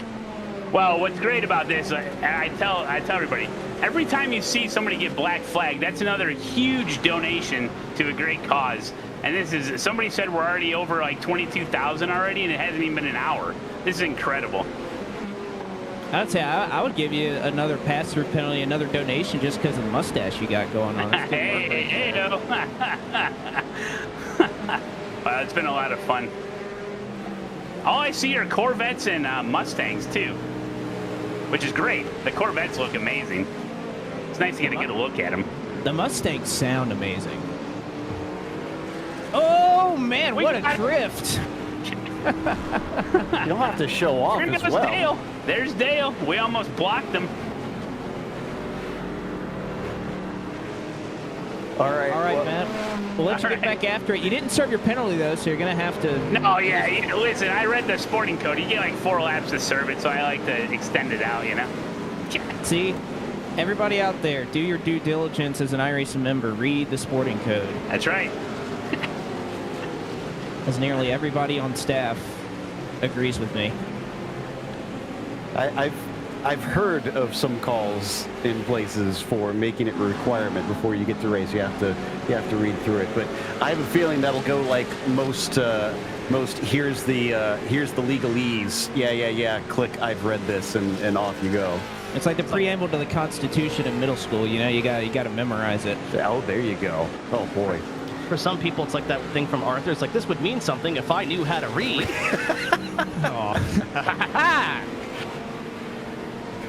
Chicken House with another one. They just got theirs recently, so they are certainly being hit a few times, as somebody does not like them having an opportunity to try to win this one. Here's one of the many Corvettes that we mentioned, the number 33 out there currently running in fifth. That is ELZ 46, which has Vladimir, a bunch of letters for his last name, out there running right now.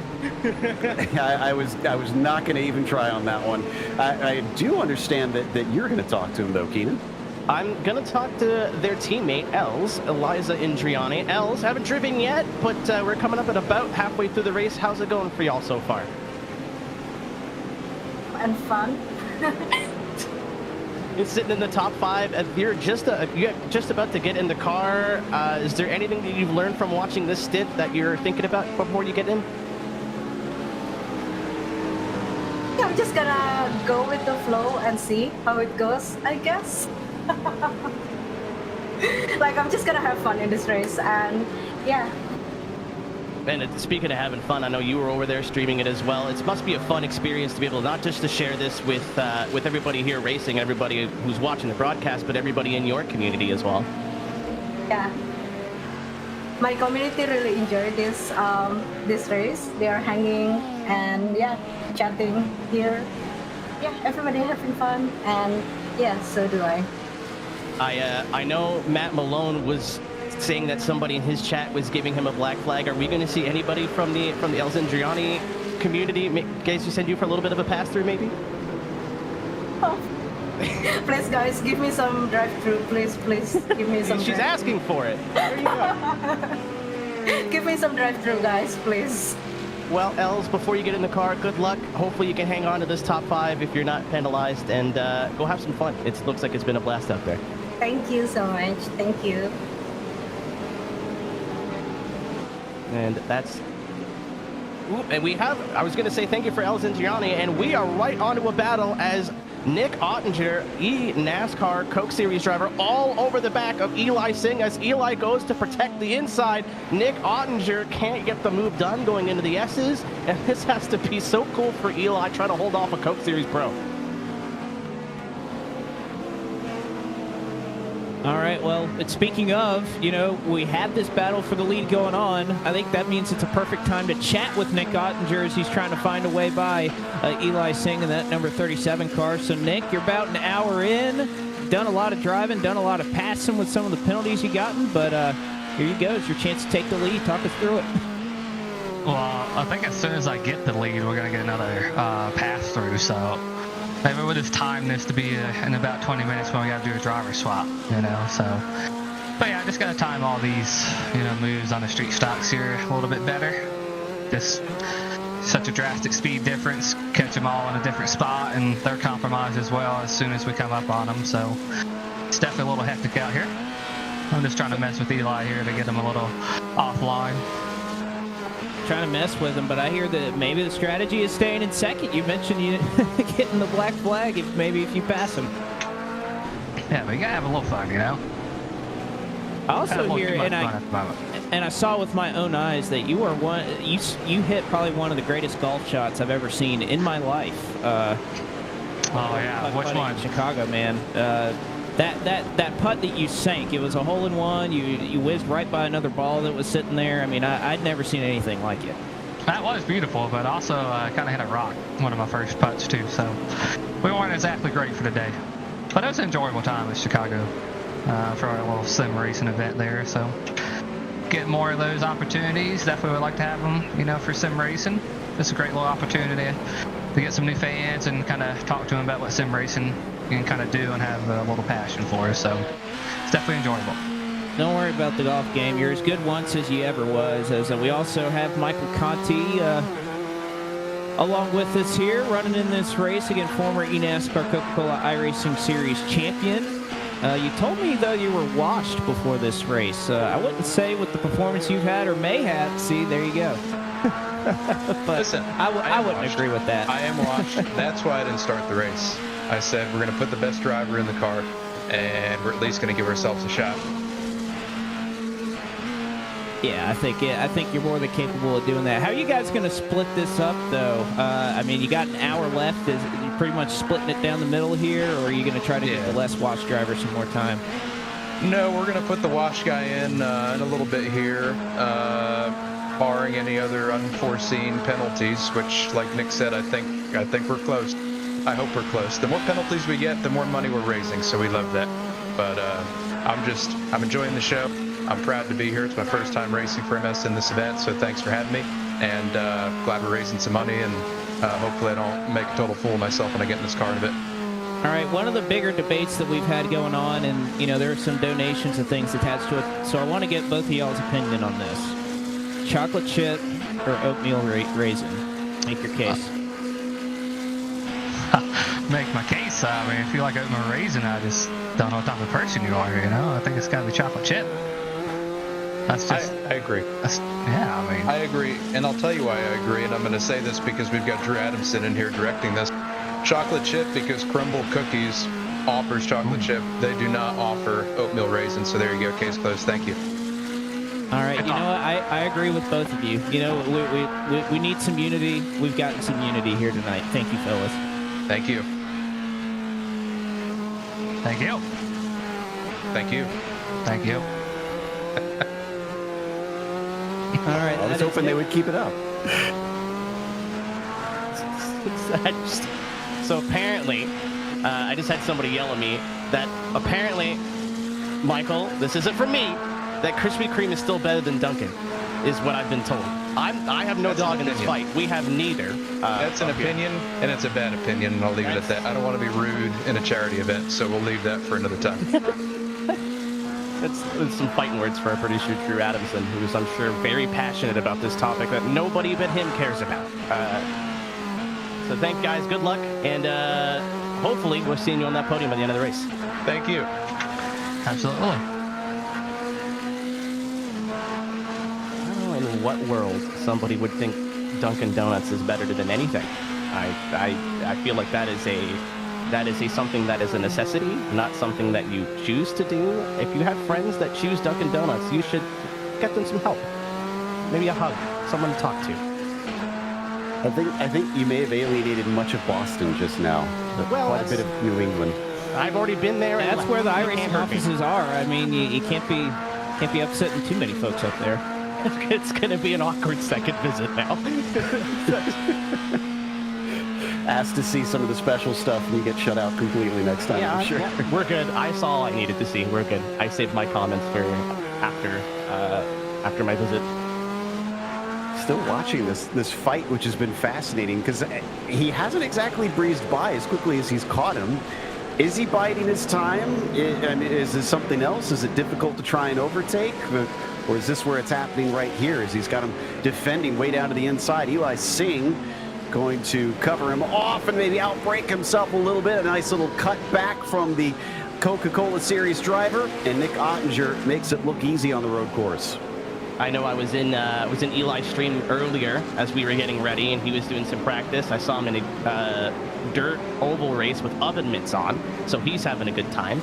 And I knew he's got some change to throw out and see if he can penalize some of the drivers. So if that Nick Ottinger machine is in the pit lane within the next 3 or 4 laps, I think we know the culprit, as I'm getting destroyed right now. This isn't even fair. Chocolate chip is walking away with this. Where are my oatmeal raisin enjoyers? I saw them in the Twitch chat earlier, and you're leaving me alone right now. You're letting me die up here. Come on, give me some help, and it's all going towards a good cause. Would it help if you had a cookie? Yeah, you know what? We've got chocolate chip. That's not great. You proud of yourself? You should be. I want you to sleep. I have a vague idea. Well, I'll keep an eye out. I'm actually moving soon, hopefully, so maybe I'll be gone. Yeah, you may want to speed that up, pal. So new leader in Team Conti Sim Performance have gotten away, I think, with just, I want to say 2 penalties thus far. They may have had a little bit more than that, but they just passed the Pun Crew for the overall lead. And the lead in GT3s, Pax Oceani MS Society, still our leader down in the street stocks. And that one's actually pretty close, about half a second between the top 2 in that. So that could definitely change pretty quickly over there as we watch our leaders tick off yet another lap, already starting lap 42. So we're looking at this rate at maybe a little over 80 laps over the course of this 2-hour event.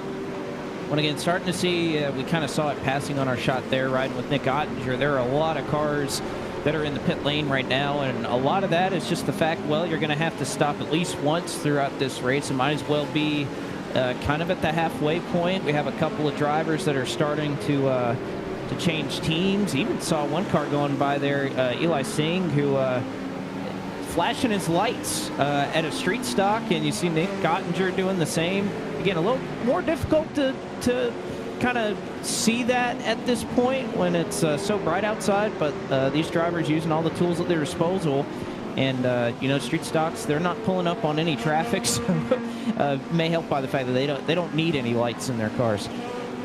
I mean, they are the slower class, and you'd think that'd be a more relaxed race, but as somebody who's driven in some of the slower classes, and one of these says they're going big 3 wide back there, as Eli trying to hang on to his position, as he's just trying to lap the iRacing car. I believe that's Corey Vervinkt in the Porsche. Yes, it is. Trying to hold on to his top 10 run as he's fighting with the other staff car, Seth Whitaker. So iRacing staff on iRacing staff fight here, as again Eli just trying to hang on to his P2 as he starts to come into the pits, as I think we're going to start seeing at least GT3 pit stops. I know Matt said he was out there on those old tires in the streeter for forever, but GT3's coming in for tires and fuel. Yeah, this looks to be scheduled. Oriol Servia inherits the lead because of that, so he'll carry on. I'm trying to see if he's actually been in pit lane. I'm pretty sure they've been given at least 1 black flag thus far. So that has set them backwards somewhat.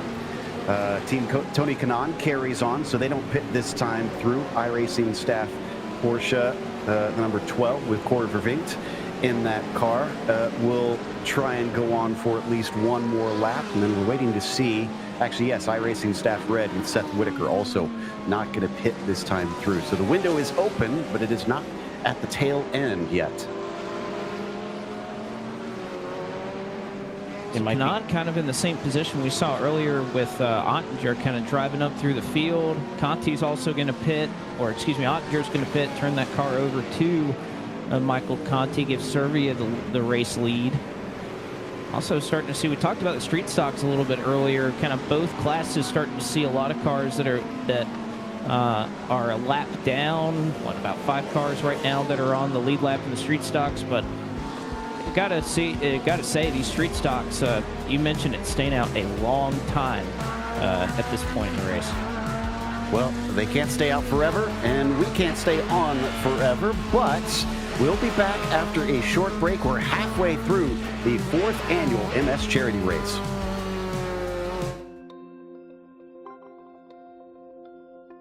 Multiple sclerosis is a disease that impacts the brain and spinal cord, which make up the central nervous system that controls everything we do, whether it's taking a physical step or solving a complex problem. The exact cause of MS is unknown, but we do know that something triggers the immune system to attack the brain and spinal cord. The resulting damage to myelin that insulates wire-like nerve fibers is a disruption of signals to and from the brain. This interruption of communication signals causes unpredictable symptoms such as numbness, tingling, mood changes, memory problems, pain, fatigue, blindness, or paralysis. Everyone's experience with MS is different, and these losses may be temporary or long-lasting. Most people initially have relapsing remitting MS, where they experience attacks of new symptoms followed by periods of time when those symptoms go away partially or completely. Others experience gradual and ongoing loss of function without distinct attacks, which is known as progressive MS. MS can be difficult to diagnose, but once a diagnosis is confirmed by a neurologist who is knowledgeable about MS, there are disease-modifying therapies for reducing attacks and slowing down the damage for those with relapsing MS. Growing evidence suggests that early and ongoing treatment with a disease-modifying therapy is an important defense against future attacks. There are also treatment strategies to address some MS symptoms. There is no therapy yet that can slow down or stop progressive MS. Worldwide research is accelerating the discovery of how to slow down or even stop progressive MS, how to repair nervous system damage and restore function, wellness strategies such as exercise and diet that can help people with MS to live their best lives, and the exact cause of MS so that it may be prevented for future generations. To learn more about multiple sclerosis, connect with others to drive research for a cure, and to address the challenges of everyone affected by MS, visit nationalmssociety.org or call 1-800-344-4867.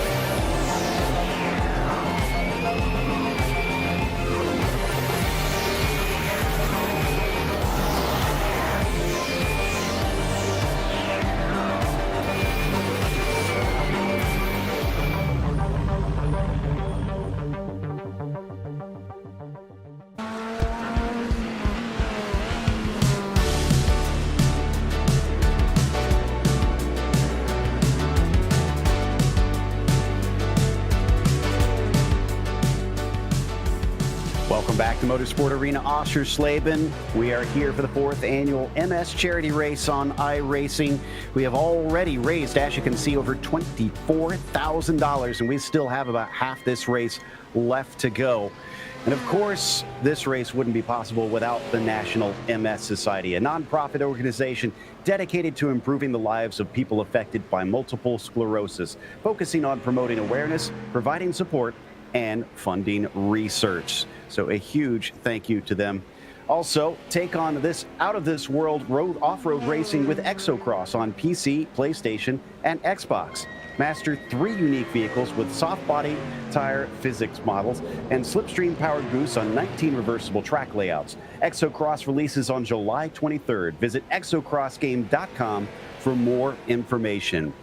I'm excited for that. I'm pretty sure Keenan is super hyped on that one, being a dirt racer here on iRacing. So as we head back to the racing now, this is a big development here, Keenan. All GT3s on the lead lap have been given a drive-through, and this is specifically from Chad Knaus and Steve Myers. From other competitors. All right, it is, dude, I'm telling you, it's getting competitive out there. I wish that there's a couple races that I wish I could have done this in my sim racing career. Must be nice to have the power like that. But, well, this is going to even things up significantly. So that's all GT3s on the lead lap. Improper Racing Gold, Team Conti Sim Performance, the Pun Crew, Team Tony Kanaan, Team Alexander Horn, Siv Ryan, and iRacing Staff Red are all going to have to serve this. And we've got about 7 or 8 cars that are a lap down that will avoid it, that are suddenly going to find themselves back in the hunt, Blake. And all the lead lap cars getting slowed down when Dale Jr.'s the second car 1 lap down. Yeah, that 23 is going to certainly appreciate that. Highest car that's a lap down looks like the Mike and Mike team, which has had a man that I've worked with quite a bit hop into that car. Michael the Turk is currently out there. Oh, and Team Old Turtles Motorsport 73 has a donated drive-through penalty. That is our current leader in the street stocks. So they're going to have to give that away, although it's going to be close, it looks like. Formidable Racing development is a whole 22 seconds behind. Yeah, that's going to be pretty close with them coming out of the pits again. These aren't stop and goes, just drive-throughs. You do have to slow it right down to, I believe, it's about 37 miles an hour here at Oschersleben, which is going to cost some time, but we'll see if they're able to keep on that lead. We saw Alex was able to hold on to the lead when he got his drive-through penalty a little bit while ago. But, and then, well, if it ain't old Coyotes R Us, Matt Malone's coming through the drive-through once again. I think he's got a barbecue set up there. This is his home now. I think he's done more laps through the pit lane than he has on the racetrack at this point. He could roast an egg on those rear tires, too, in like 10 seconds. He is, but there is nobody that has driven harder in this race, I think, than Matt Malone. Those rear tires have been dancing around pretty much all night. I think he's just trying to make a show out of it at this point. The thing is, we won't see him in the pit lane, at least until 3 laps from now. So wait a bit, and then he'll serve that one, and then he'll be back out. Pax Oceania MS Society pits and comes back out, or was that actually a drive-through? Christopher Daniels. Ooh. I think that's Knaus that just got turned, or no, that's still Steve Myers. It's Myers that's still in the car, but the 13 car got turned around there. It's not the first time that we've seen Steve go around. And what do you know? He remembered that F3 box. So thank you, Steve Myers, for showing good race etiquette, watching your relative to make sure that you don't return in traffic. But the Slobbergoat racing car still sitting in 14th, unfortunately. Man, I wish other drivers would do that. Yeah, I do too. Let's see what put him there. We've got a replay of the incident. We kind of saw it in the background, but I wasn't watching super closely. He has a car exiting to his outside, and then right behind him, not quite given enough space, a Porsche. Well, did he already have some damage? It looks like he's been missing a rear bumper for at least half an hour. Yeah, I don't know if anyone's told him that he's missing a bumper, but Tony Kanaan has now just informed him that he's missing a rear bumper. That's what he was trying to do. He was trying to be nice. Said, hey, just so you're aware. Might want to fix that. Well, where is TK right now? He's 4th position, so he should be one of those teams, I believe, that's going to be getting that black flag and have to serve that. So he'll probably stay somewhere around 4th, but it depends on where those who are lapped down emerge with him. Meantime, watching another one of our Corvettes here, the number 43 of iRacing Staff Red with Seth Whitaker, currently in that machine, carrying on in P8 position. Looks like he's doing a solo race, but he's also got himself a black flag I see next to his name, so he's going to have to come in soon.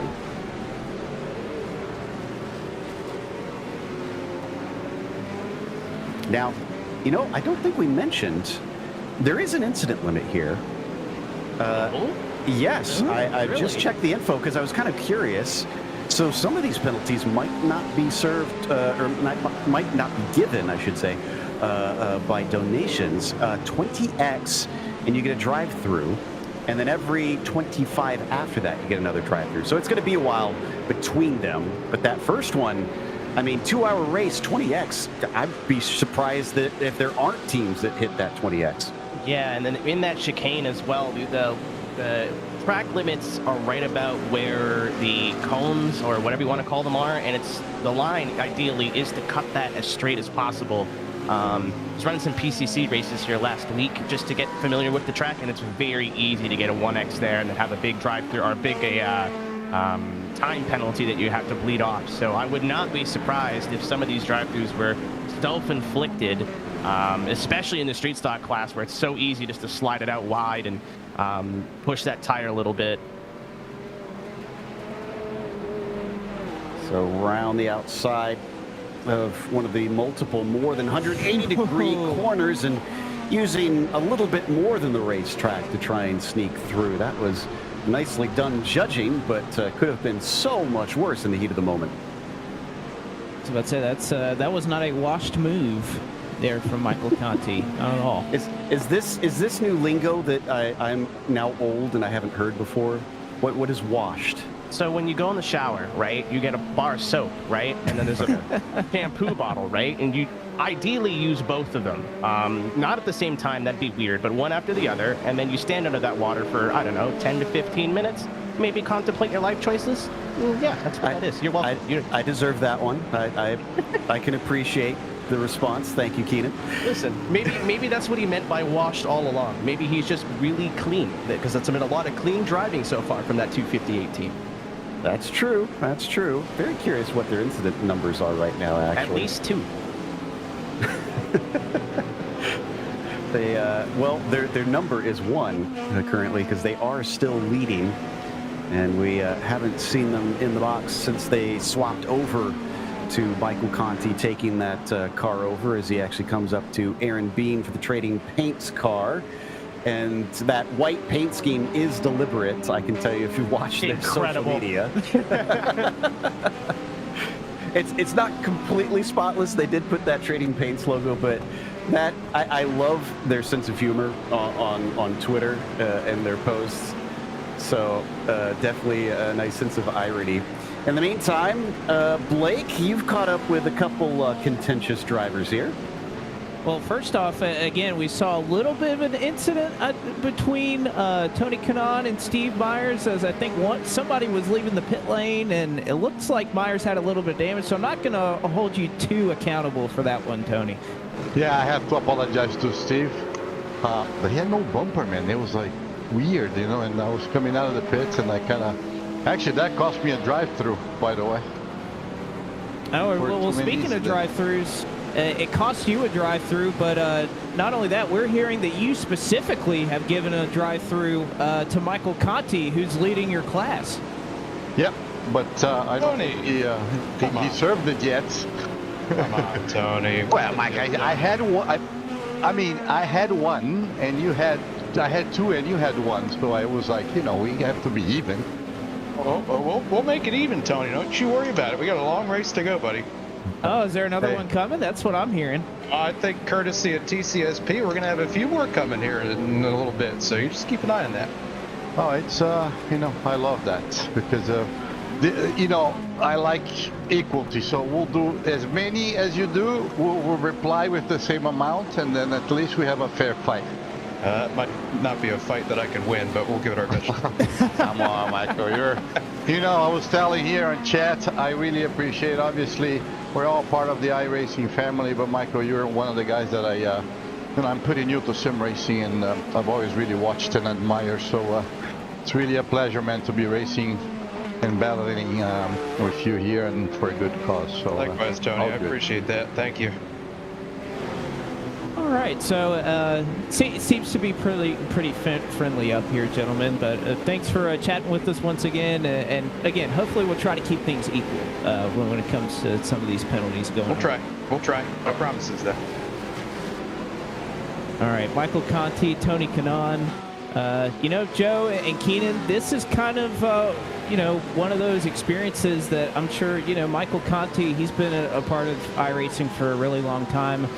I can guarantee you that he never thought when he was, you know, a 13 or 14-year-old kid getting into iRacing for the first time that he would be joking and having a good time giving out drive-through penalties to an IndyCar champion, an Indianapolis 500 champion. I mean, again, it's the type of experience that only iRacing can provide. Exactly. It's something that even I have had moments with here where I remember getting to race against Will Power many years ago and realizing, oh my God, I'm racing against an IndyCar driver right now, and be able to take that away and tell my friends that that's the real deal. This has been tight between Tony and Michael de Turk, and it looks like Tony's going to be able to sneak away from him for this time. But as I was saying, Keenan, Michael de Turk is one of those guys I've worked with a lot over on my channel, on the Global Sim Racing channel. And I'm a little disappointed. He didn't give me a stat sheet. Usually he's our stats guy over there, and I didn't get anything from him for this. I mean, the Mustangs are a bit chunky. I don't know if you can tell by watching them out there. I've known a lot of the GT3 broadcasts in real life. They kind of replaced the other big mate, if you know what I mean.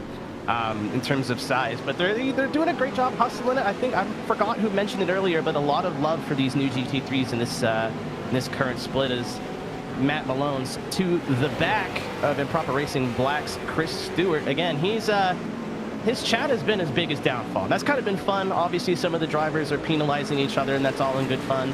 But to see a lot of the streamers get involved, obviously we have Matt here, Eliza, Brennan Lichtenberg and Team by 5G is somebody we haven't talked about a whole lot. Eli and the Pun crew, having them, Civ Ryan as well, how can I forget, and everyone else here who's broadcasting their POV, to have them get their communities involved and either penalize them as a joke or maybe penalize some racers that they're racing with, has really kind of, it's what this event's all about. It makes us all feel like we're working towards a singular goal, and that is to get that donation tracker up as we have crossed the big $30,000 mark. Wow. We started at $6,000. 6, not 16, 6. So everybody out there who's been donating and been a part of it and voting for the Improper Cookie on this has been such an awesome thing to see, and I'm sure everybody over at the MS Society is having a great night watching all this, as well as we got side-by-side action heading into turn number 1 right now with Matt Malone trying to make it work on the outside, but I just don't think he's got quite the run. Going for a little bit of side draft in that 17 machine. Is he going to be able to make it stick with the left-right? Going to try for it. This is a tricky corner to go side by side.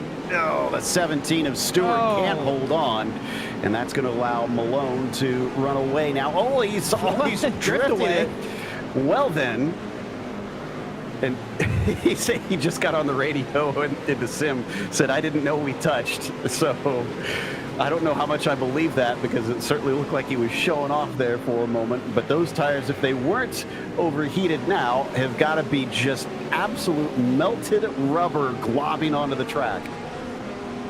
iRacing, the premier drifting simulator in the simulating world. You can head on over to iRace. That is a joke. I'm joking. Don't get me in trouble for that. But yeah, great save from Matt. I think he's just been having fun, which is, again, kind of the point. As Corey, I think, at least the car representing Corey, I should help if I look to see if he's still driving. He still is behind the wheel of that number 12 machine, trying to hold off Els, or Eliza Indriani, trying to keep her at bay. They did have a top 5 run going. I'm just unfortunately back there in the 12th position, trying to see if she can overtake Corey Vervinkt in the iRacing staff Porsche as he goes a little bit wide into turn number 1. Something design, something corner with, I believe that is Chad Knaus right in front of them too. So a little bit of a pack here, Gobrey Holding in the GT3 class. Well, you got the chat going, Keenan. Good. Drift car confirmed, question mark. Trust me, nobody would be more excited than me. But that was a joke. That is not a hint at anything. And this is not me trying to cover for that. Please, I want to keep this job. Stop it, chat. Can we acknowledge the fact that Corey has somehow decided that a classic Martini livery needs to be mixed with Rexy out here? I have mixed feelings about this. I'm not sure that I agree this one works here, Corey. We might have to discuss this one after the race. This is coming down to that backstretch once again, still chasing Chad Knaus now, who's hopped into the Slobber Goat Racing car, but that's not for position between them. About a half an hour left to go, so we're now closing in to the later stages of this one. Honestly, if you want to get fun drifting out here, my advice is get into the old IMSA Audi that they've got racing, and the vintage IMSA series. The Audi is an absolute blast. In fact, it's a very common thing to see that when somebody wins, they will drift the entire remaining lap in celebration. That's nuts. That's cars, even though it's all drive. It's Corey, hang on to her, brother.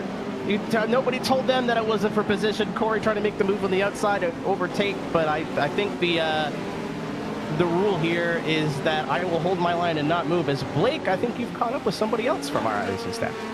I certainly have. We're going to stand by here with Steve Myers, and we're going to touch on a couple of things with the Executive Vice President of iRacing. But first, Steve, I got to ask you, the inspiration for the name Slobber Goat Racing. I have to ask that's the pressing question up here in the booth that's been all night.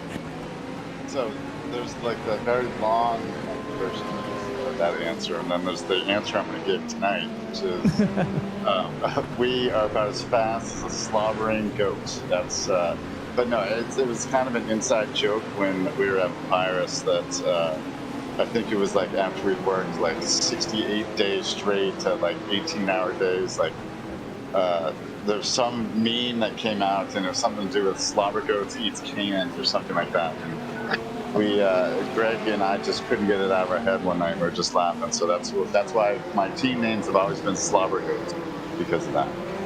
All right, very cool story. Again, you learn something every time we talk. But again, want to ask you specifically about this. I know this is an event that has been going on for a number of years. I know even I'm somebody that's put on charity events on iRacing in the past, but how special is it to bring everybody together for an event like this? And already right now, as the donations are tracked, we're over $30,000 and still counting.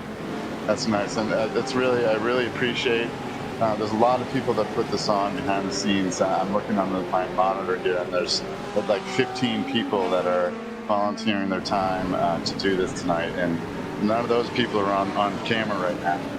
They're doing all the hard work. We just get to sit here and play this awesome game tonight and raise some money. But you guys are the ones that are doing all the hard work. So thank you for donating your time and effort to doing all this, because as you said, it is for a good cause. And you know, Chad and I were just talking before this that, you know, we actually have a league now. We race on like Tuesday nights, Monday or Tuesday nights, with Kevin Bobbitt and Chad and a couple of my buddies, and the retired Chris Widener, who's our crew chief tonight. And I'll tell you, he's a terrible crew chief. So he was an awesome QA tester, but he's a terrible crew chief. And you know, I have a Hall of Fame crew chief, and he's been not a lot of help either. So from a performance side of things, we've been terrible, but I think from an entertainment side of things, we've been pretty good. Well, again, that's awesome to hear. I know another thing that is kind of in the works and starting to see a lot of different things about it that maybe you can touch on is Exocross. Again, I know the focus for so long has been simulation racing, but tell us a little bit about that and kind of venturing into a new space. Yeah, it's exciting. I think first, let me jump right to the thing that I think bugs me the most is, you know, nothing that we do with any of these other projects, these console projects, is taking away from anything we do on this product, on iRacing. If anything, what it's done is actually allowed us to add more people to the iRacing workforce.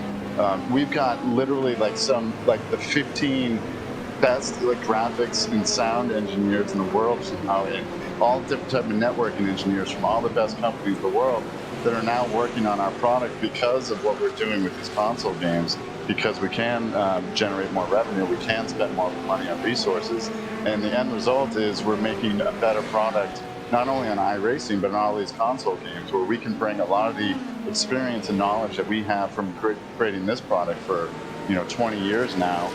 We can really add value to the products that we're helping to publish, or we purchased or developing from scratch. So Exocross being the newest one coming out next week, I'm super excited about, because honestly, it's something completely different than we've ever done. And I don't think if we sat here and said, like, what are you gonna do as the first kind of totally unique idea as a racing game, I don't think we would have picked space racing game. But the Orontes studio and the brothers were already working on this cool space racing game, which is what attracted us to us in the first place. They have a beautiful engine and terrific world in that game, and so we decided to finish it. But through the process of finishing it, we fell in love with it. It's such a fun game.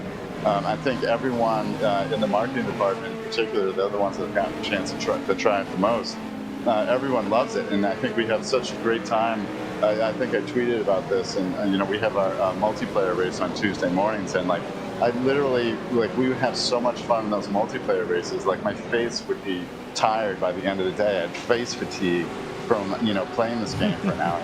So I'm super excited for people to get it next week and to enjoy have the fun that we've been having with the multiplayer racing, and I think it's going to be something different. iRacing is obviously the people watching this tonight, it's their passion, and it's something that they enjoy doing on obviously for a long time. But if you're looking for something just to get a little break, it's a cheap game.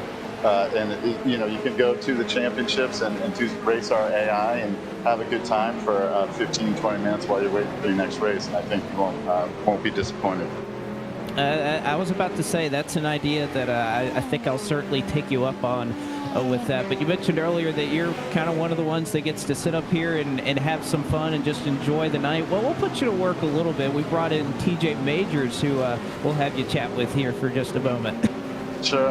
You know, so just so you guys know, before he speaks, he talks an unbelievable amount of junk. So let's just prepare ourselves. Go ahead, TJ. I don't know what you're talking about. Thanks for trying to run me off there the first time I got you. Yeah, you know, just to be honest with you, I wasn't really paying attention to the mirror at that point. I was just trying to stay on the track. Yeah, so I do have a question for you. Why do you? I'm not so sure you're not somewhere down your family tree. You're not a Logano because you squint when you drive so bad.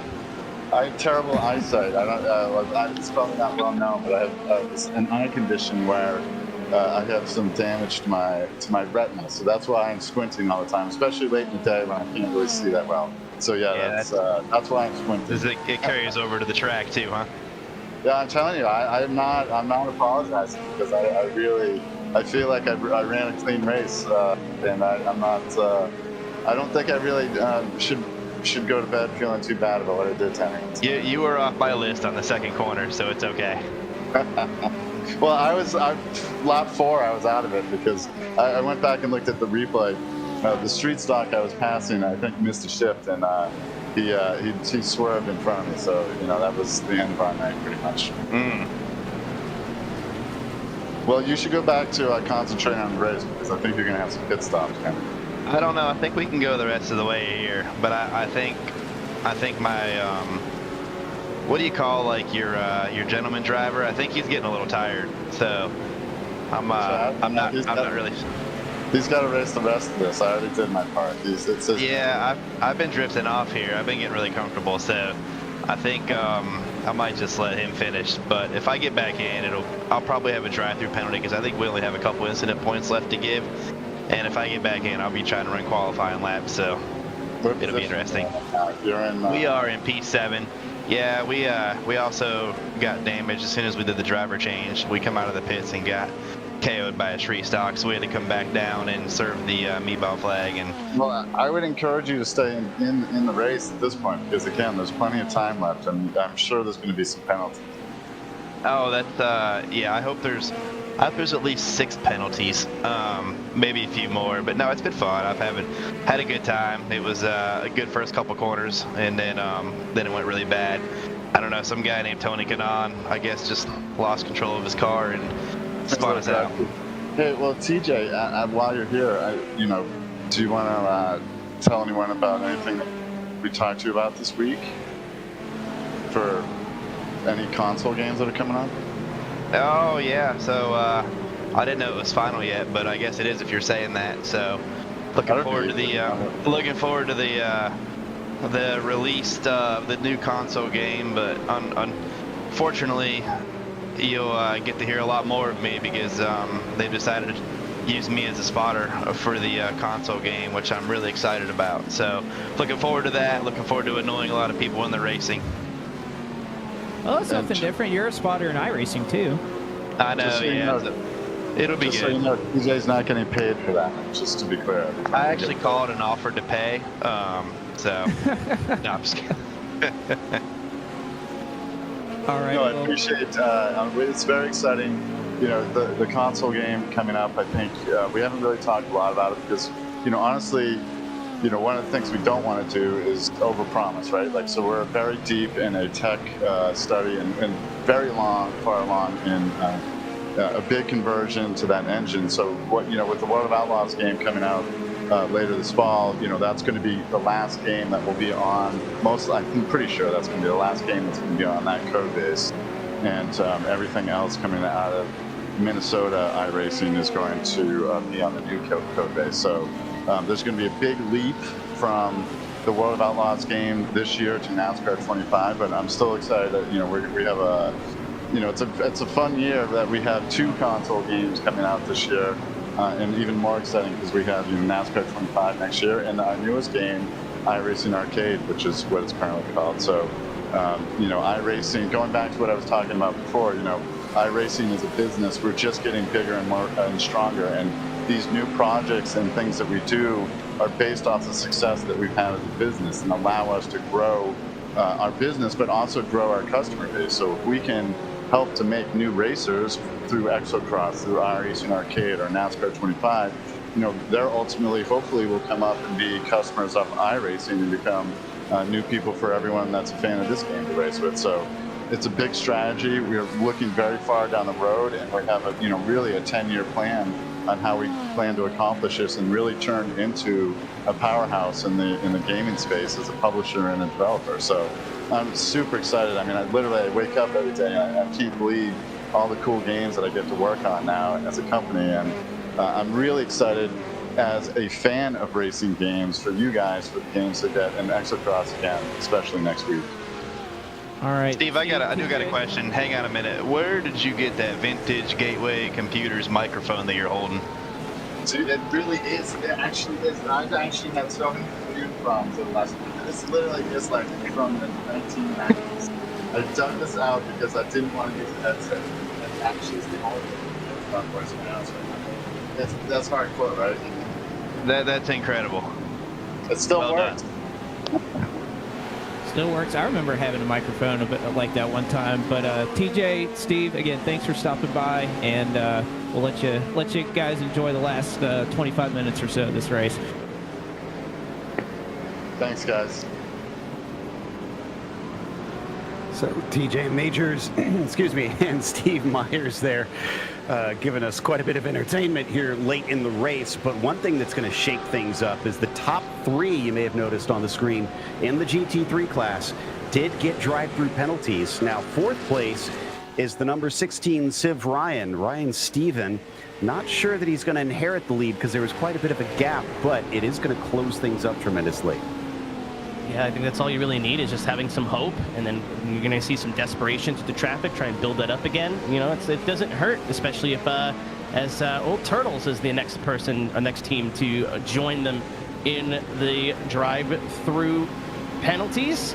So the 73 coming back in, going to have to come back in one more time and serve that. They're currently fourth position and 8 laps down as the 48 of Octavio. There's so many vowels. Rondoletto pulling away with the street stock leads as of right now, as Michael Conti still holding it down in the GT3 class. Yeah, that's going to take our leader back into the clutches of Pax Oceana MS Society. So Rondoletto might find himself under threat for that win. We come back to the battle for the lead. Team Conti Sim Performance with Michael Conti in the car, ahead of the pun crew, Eli Singh. Now, Eli was actually much closer for quite a bit of time. I think the traffic may have separated them for a bit, as it was down about 0.6 of a second. If that's any indication, this could ebb and flow pretty quickly. And it could, and again, 20 minutes left, 4 seconds.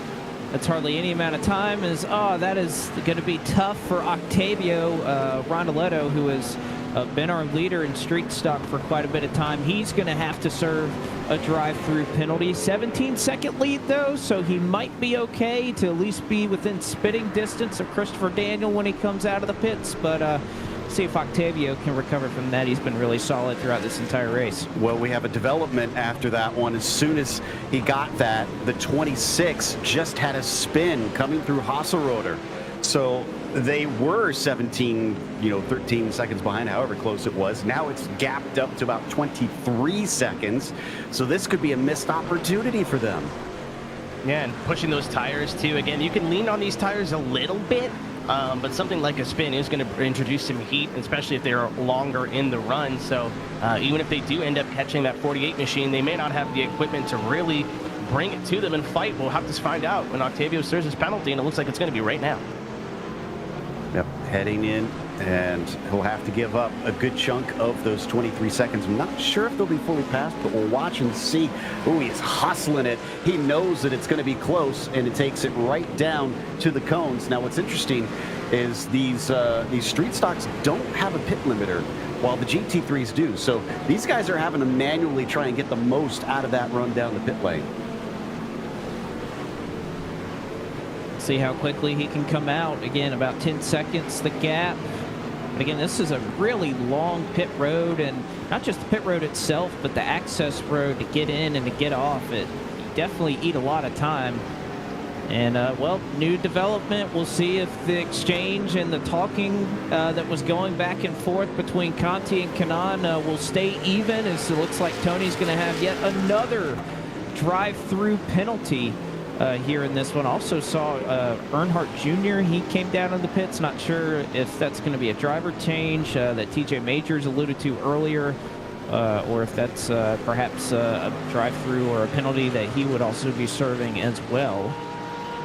Car is stopped in its stall, so I would assume this is a drive-through, because I doubt they need fuel at this stage. There's Tony. Yep, they are changing drivers. There you go. Kanaan, who is already down in 6th and about 30 seconds behind the Conti team, is certainly not going to appreciate getting another penalty this late, because that's going to be difficult to try and make up, unless they're willing to donate, or somebody's willing to donate the $500, I suppose, to remake it even for that 258 team. Yeah, I wouldn't be surprised if we see a lot of drive-through penalties showing up now that we're within our final 20 minutes of the race, and at $31,000. Again, if you are watching this, there is a link pinned in the Twitch chat, or you can scan any of the QR codes as they appear on screen. Help donate to a good cause. Maybe cause one of these teams that you like or you don't like. Again, I know some Twitch chats are causing their favorite streamers some mayhem, so contribute to a good cause and maybe make this race a little bit closer. Well, and if you don't have 250 to give away, we also have the poll that we've been working on: chocolate chip cookies versus oatmeal raisin. And if you don't want to see Keenan cry, you got to donate to the oatmeal raisin. We don't have to win. He's a sensitive guy, okay? You don't have to win, but we're getting blown out right now. Like, this is not even, this ain't even right. So we can close that up. Again, my landslide. Oatmeal enjoyers, even the chocolate chip people, just prove me wrong. It doesn't matter. All the money's going to the right cause. Everybody deserves a good day. You know, give Keenan a little bit of a break here. We've had enough time poking fun at him. Oh, Kevin Bobbitt now has a drive-through. We're hearing that actually came from the marketing department, which is his department. So yeah, if you have a resume, make sure that it's up to date. Go check. I think it's iRacing.com/opportunities. We're part of the marketing or something department. like that. You can find you can't find job opportunities if you go to iRacing.com and look through the website. So there may be a couple of marketing opportunities available tomorrow. So get that resume polished. Technically, we answer to him.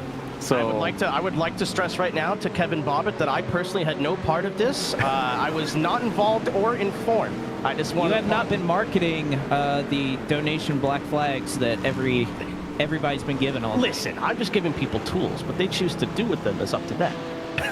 That's an interpretation, but I agree with it. Oh, this is getting philosophical now at this point as we watch the 35 work his way around Hotel Corner, so named because there is a hotel just to the outside of it. It's actually by both that one and the other more than 180-degree turn through there. One of the Maconi setup shop teams. In fact, we've got Jeff Maconi coming in, and sounds like their setup won't save them from a penalty here, Jeff. That is correct. I had to throw that penalty over to my brother, Greg. A lot of people think we're the same person. Like, they think he's me, but no, we are two separate people. He's got, like, a job and a wife and kids and stuff, and I'm just sort of here. So, yeah, I'll gladly donate to charity just to get under his skin a little bit. Now, you guys aren't leading. Where's the proof in the product here? Shouldn't you be blowing away everybody? I had some technical difficulties at the start of the race and immediately lost 4 laps, so that was not good. Thank you to my headset, VR headset, but it happens. It's all good. I've just been having fun. I'm really enjoying this. This has been a great time. I can say, as a twin brother myself, if he were driving in a car in a race like this, I would 100% be giving him some drive-through penalties. So I agree with you on the sentiment there. I am glad. Yeah, he's actually a bit older. He's in his 30s. He's like, I don't know, in the sim racing world, he's like elderly at this point, and I feel old at 25, almost 26. So I don't know. Hold on here. I hope he enjoys it. Hold on here. There's a couple of folks in this field that, if you're saying 36 is old, I don't know. I was going to say, I could take some more pot shots at the McConey setup shop here if he needs. There are setups for your penalties. As long as it's for charity, it's all good. You know, I imagine Drew Adamson, the producer behind the scenes, the man that makes all this magic happen, shout out to him, is probably going to shoot me a DM with a lot of insults towards Purdue because he went to Ball State. So, I don't know. Everybody hates Chris at this point. I mean, I'm just sort of taking licks and keeping on rolling. You can't see him on Zoom, but he is laughing right now, so he enjoyed that comment. I'm sure he is. I'm glad. I almost paid for the black flag for Corey. I think he's in like the 12 or something. If he were top 5, I would. You know what, Corey? If you were top 5, I would pay to black flag you. But you're so far back, it doesn't matter because he also went to Ball State.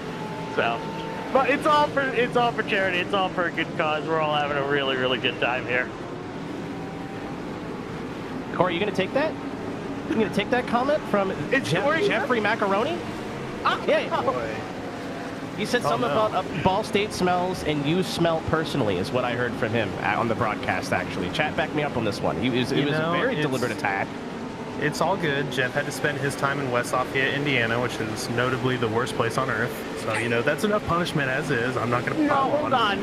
Gary exists. Gary, Indiana is a place. I think we can at least find common ground there. You know, this is my inner Hoosier fan coming out. No, West Lafayette, bottom of the list with a bullet, and that's just the facts because Stone Cold said so. Oh, man. Well, you know, I had a really great time watching Purdue make a run in the men's basketball tournament earlier this year and in multiple years prior. We don't talk about football, but how's Ball State do in the men's basketball tournament? You know, we have our one Sweet 16 appearance, but I had a swell time watching you guys lose the national championship. That was a great time. Go Huskies. You know what? I grew up... Yeah, shout out to sports as we just watch everybody go 4 wide. I had my hands in the air and they're like, bump up base basketball, bump up sports guys. In my years of covering iRacing, we've never had to cut off an interview, but, you know, I think we just did. But that interview waiting channel still had the ability to talk. It got personal. I was going to say, I love that they actually put them in another booth so that they can carry on the argument. Yeah, they're still going. I'm willing to bet that is still going over there. Yeah, but only Corey can talk because he's a staff member, so he unmuted his mic and he muted Jeff McConey's mic, so it's a pretty one-sided argument that's going on over there. Oh, I love it. This is fantastic. This is why I said I was so glad they asked me on this. This is just an absolute riot. But again, as we've been saying, the main reason we're here is to help support the National Multiple Sclerosis Society. So if you want to donate a little bit, we've got our QR code on the screen. Donate as much or as little as you want, but if you donate $250 or more, you can choose any team you want out on track to Black Flag and give them a drive-through penalty. You've only got 12 more minutes to do so, though, so you better get on it now. Well, while the sportsmen were arguing sports, heck of a scrap for P9 as, well, we'll have to look at it again. Top 5 in the GT3 class. Top 5. That is Tony Kanaan, Civ Ryan, Mike and Mike Pun Crew, and Team Conti Civ Performance. We'll all be taking another trip through the pit lane. I almost said the penalty lane, but that's kind of what it is today. And hopefully making that race a little bit closer for the top 5 as they will all have to serve a drive-through penalty here in the closing statements of this race. Is that your Canadian coming out? Oh, yeah, but... the penalty box, I guess. Oh yeah, but they're on Donnybrook out there, boys. We've got, there you see on the screen, yeah, the information about those getting penalized. So 6th place, for those curious, is Improper Racing Gold. Peter Lee has taken over for Servia in that one, but he's about a minute and a half back. That's actually no, 1 minute, I should say. That's 2/3 of a lap. I don't think he's going to be inheriting the top spot because of that one. Looks like Team Conti is going to serve theirs immediately. It's going to be tough, though. All top 5 cars being given that penalty. It's not really going to provide an advantage, you know, to some of those cars that are looking to make up some time to catch up. That's not going to make too huge of a difference if everybody's having to serve it at the same time. But it is going to allow Peter Lee, Seth Whitaker, a couple of those teams that are a little further on back to hopefully make up some time and punch them all up. Gentlemen, I have news that the 48 of Octavio Rondoletto is getting a drive-through penalty, but it's not going to matter because they're not in. There's some sort of technical issue with the 48, so somebody just penalized the car that's not here. Really good use of your money. It's going to a good cause, I suppose, but that has blown the race for the lead in the street stock class wide open as we sit on this fight for what is now P7 between the 77 and the 11, who have been beating the absolute doors off of each other for the last 20 minutes. Yeah, that battle for the lead is down to 1.3 seconds up at the top. Meanwhile, the overall battle for third is between Kanan and DeTurk. We saw this a little bit before. DeTurk lost some ground, but now he's gathered it back up. This is for a podium spot. Still a bumper clear with a drive-through penalty being paid for them. Man, as soon as TJ hopped in the car, I'm telling you, they didn't have one penalty, and then the second TJ Majors behind the car penalty. I mean, one of the most popular NASCAR drivers ever versus TJ Majors. So that's tough. Somebody has it out for poor TJ. Yeah. Maybe Freddie Kraft's watching this. Team Conti Sim Performance given another one. The Pund crew could inherit the lead in that number 37 machine, as that is going to be, did TK just disappear? Yeah, TK just came in. So while he is serving that, Keenan has caught up with Brendan Lichtenberg. Brandon, you're sitting P8 right now. My first question to you is, what is your feelings towards your chat for making you not able to qualify? I think it was the right move, honestly. Like, we avoided all the carnage in the beginning. Well, the potential carnage was actually a clean opening first lap, but I'm not bothered by it. I think it's worked out.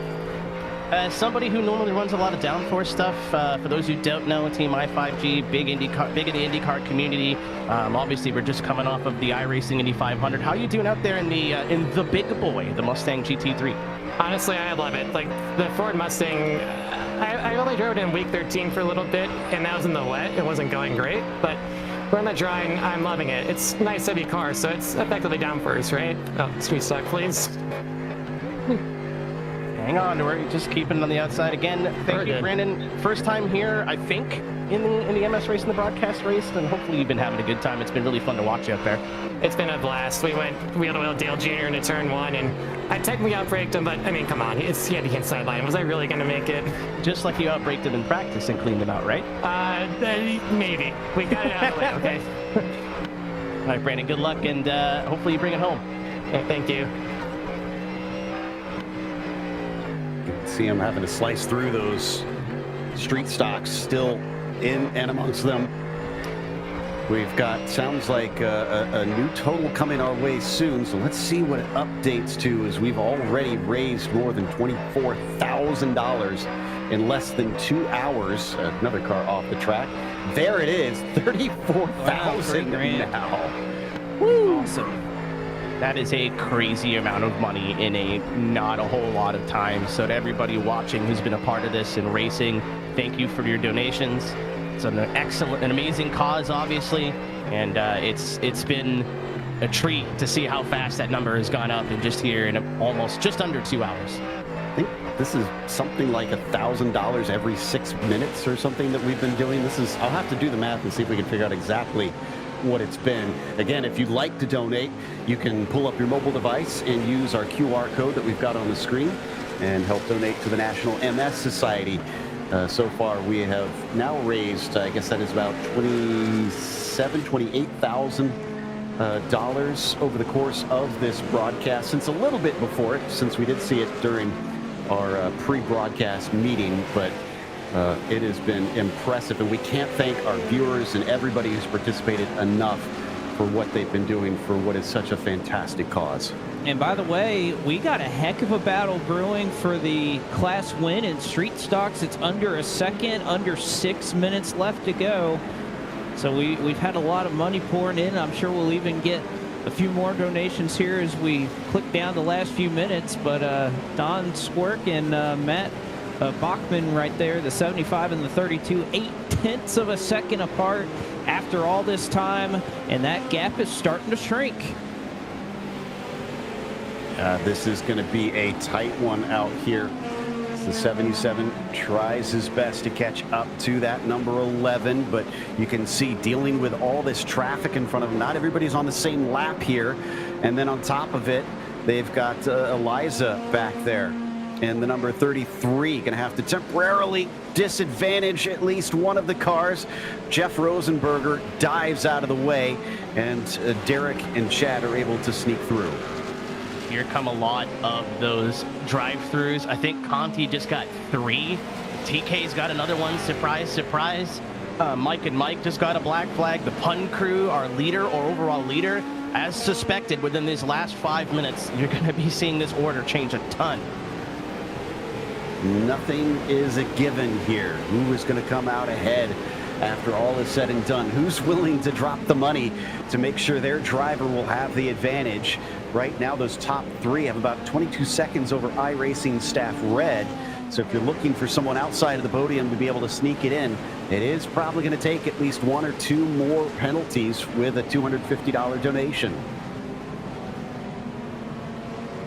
Man, these street stocks, many of them have been out. They pretty much stopped once, and all of them are just so loose. It is so fun to watch as they are just struggling for rear grip here in the last few minutes. They don't want to come down and waste all the time to pit.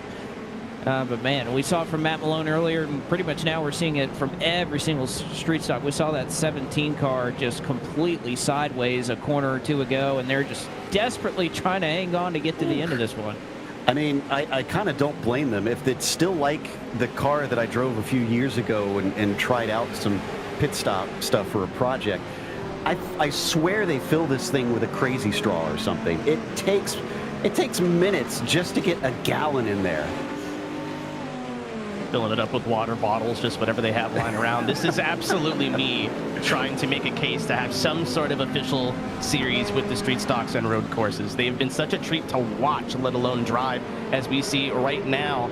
Mike and Mike trying to hold back Seth Whitaker in the 43 machine. Michael DeTurk still hanging on to the 3rd place. That is your last place on the podium with just about 3 minutes left to go in this race. iRacing Staff Red now gets a penalty. Let's see if Improper Gold also gets one. I don't see them listed, so they could find themselves jumping up the order a little bit here late in the race. Tight moments coming up through to the 32. Oh, and here we got Steve with one of my favorite aspects of sim racing, having to deal with the pets that might not understand what you're doing. I remember actually one of the charity events I put on, the Rockingham 508, last year, we had a driver that was using a VR headset, and their cat jumped up on their lap while they were racing, and they weren't really prepared for it. And can create some interesting, at least now Steve's out of the car, he's not too worried about it, but always nice to see the furry friends along here. We see plenty of them at the Logitech Show Us Your Rig segment on the Coke Series pre-race show. Get to see a lot of pets involved with that. So yeah, send us your pet pics and your pet videos here. And I think one of my favorite stories from the forums from years ago, and I wish I could remember more of the details, but one driver posted that they were interrupted by their cat bringing in a snake and dropping it in their lap. I'm sorry? Now, it's always a nice excuse too, you know? Like, why'd you wreck me in turn 1? Oh, you know, my dog was messing with it. You know, he had his paw on the throttle, you know? Couldn't help it. Doubt that excuse works too much with Nim, though. That's true. We've got a replay. Now, understand there might be some ill feelings about some of these donations. Alex Horn, part of that marketing department. Now, what's going to happen between himself and Bobbitt here? Seems like maybe that was not appreciated. Ooh. Well, it didn't work out. Whatever he tried to do, it had the reverse effect. I know they don't have competition meetings in iRacing like they would, say in NASCAR or anything, but whatever meeting is taking place on Monday, that'll be an interesting one. He doesn't get that extra Duncan out there, so he'll be denied one of the Boston Creams come the meeting. In the meantime, this is our leader with 30 seconds to go, which means we are on the white flag lap. It is 2.8 seconds. Oh, wow.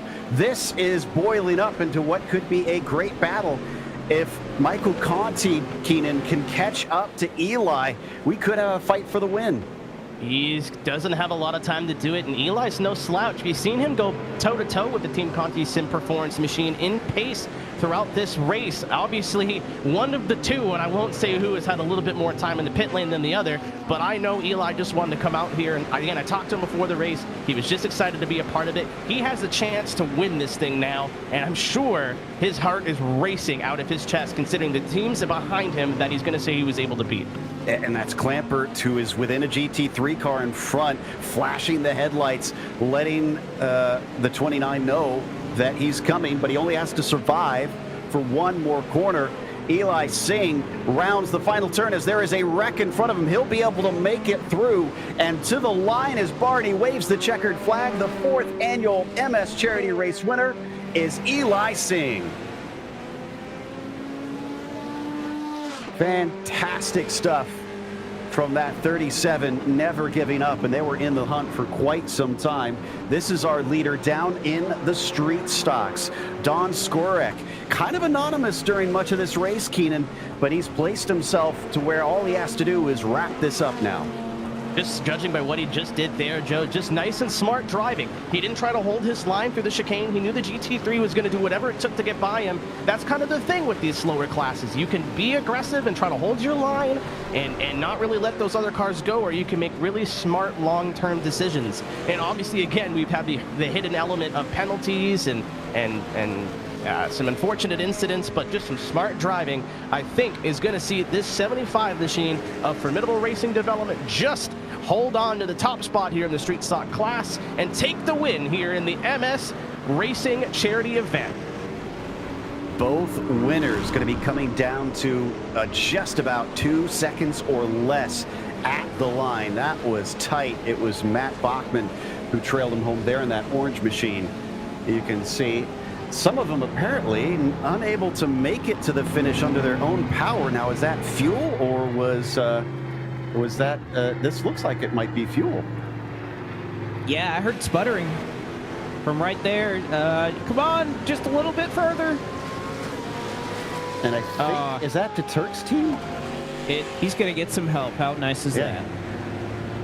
Kevin Bobbitt pushes him across the line. There you go. So that was the QA department with Michael the Turk. Alex still upset with things as he spins right at the very end, but the last of them come across the line as Don celebrates with a burnout with his victory in the number 75 for the street stock class. We had a great time. We raised a lot of money, guys. I am so proud of what we've done out here today, and I enjoyed myself, Blake. I enjoyed myself too, and you can't run into somebody after a race. That's a protest right here. But you know what isn't a protest? This burnout. This is sick right here. Don't need those tires anymore. Might as well use them up. This is impressive. Probably not a lot left. You can blow those out in iRacing. If you reach 0%, you can get a flat. Of course, it doesn't really matter, but yeah, great job, Skorek there in the number 75 to celebrate his victory. Here is our results. The Pun Crew going to take the win over Team Conti Sim Performance, even with multiple punishments. They still got themselves a podium. Improper Racing Gold takes 3rd position.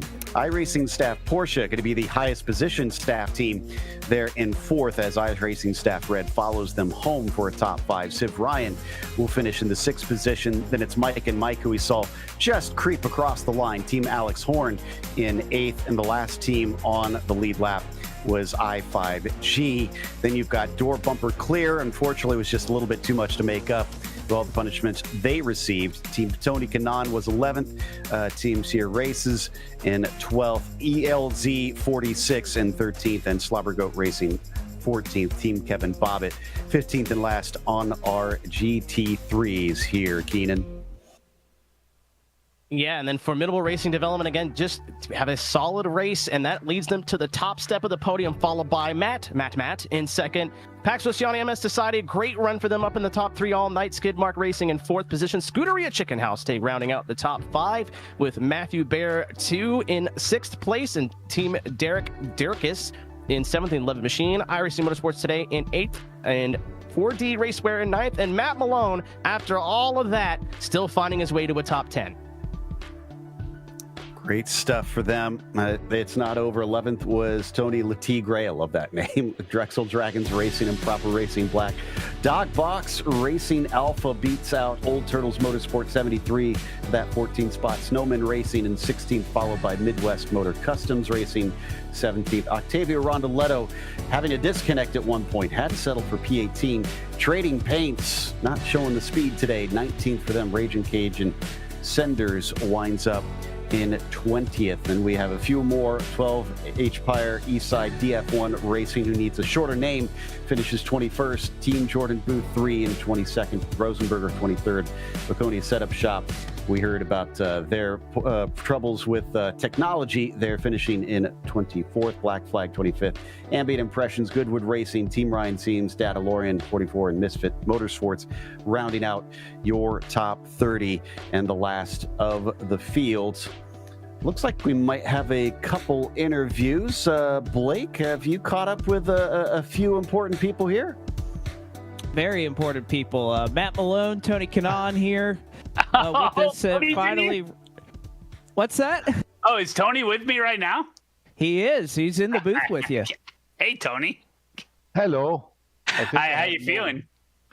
I feel terrible. I mean, on the last lap, after 2 hours, that was bad. I heard you served a black flag, and then when you left the pits, you immediately got another black flag.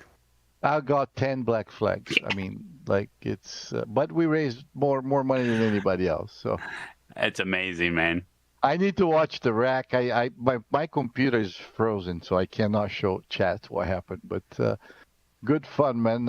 As usual, Matt. Thank you as well. You're always helping the community. And ladies and gentlemen, if you guys don't know him, which is come on, Matt Malone, my actually racing hero on sim racing. So.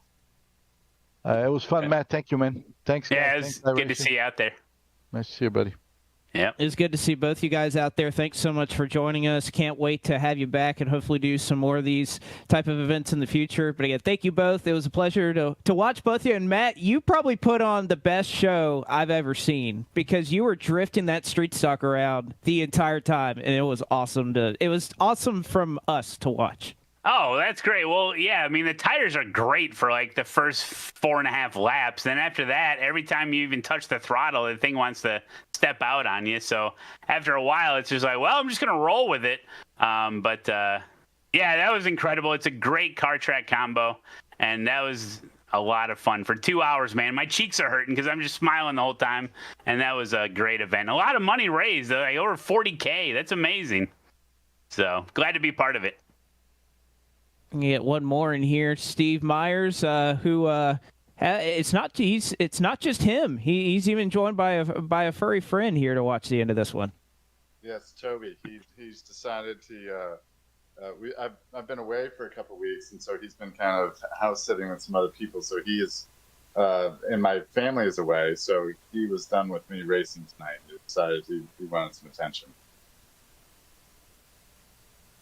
All right. Well.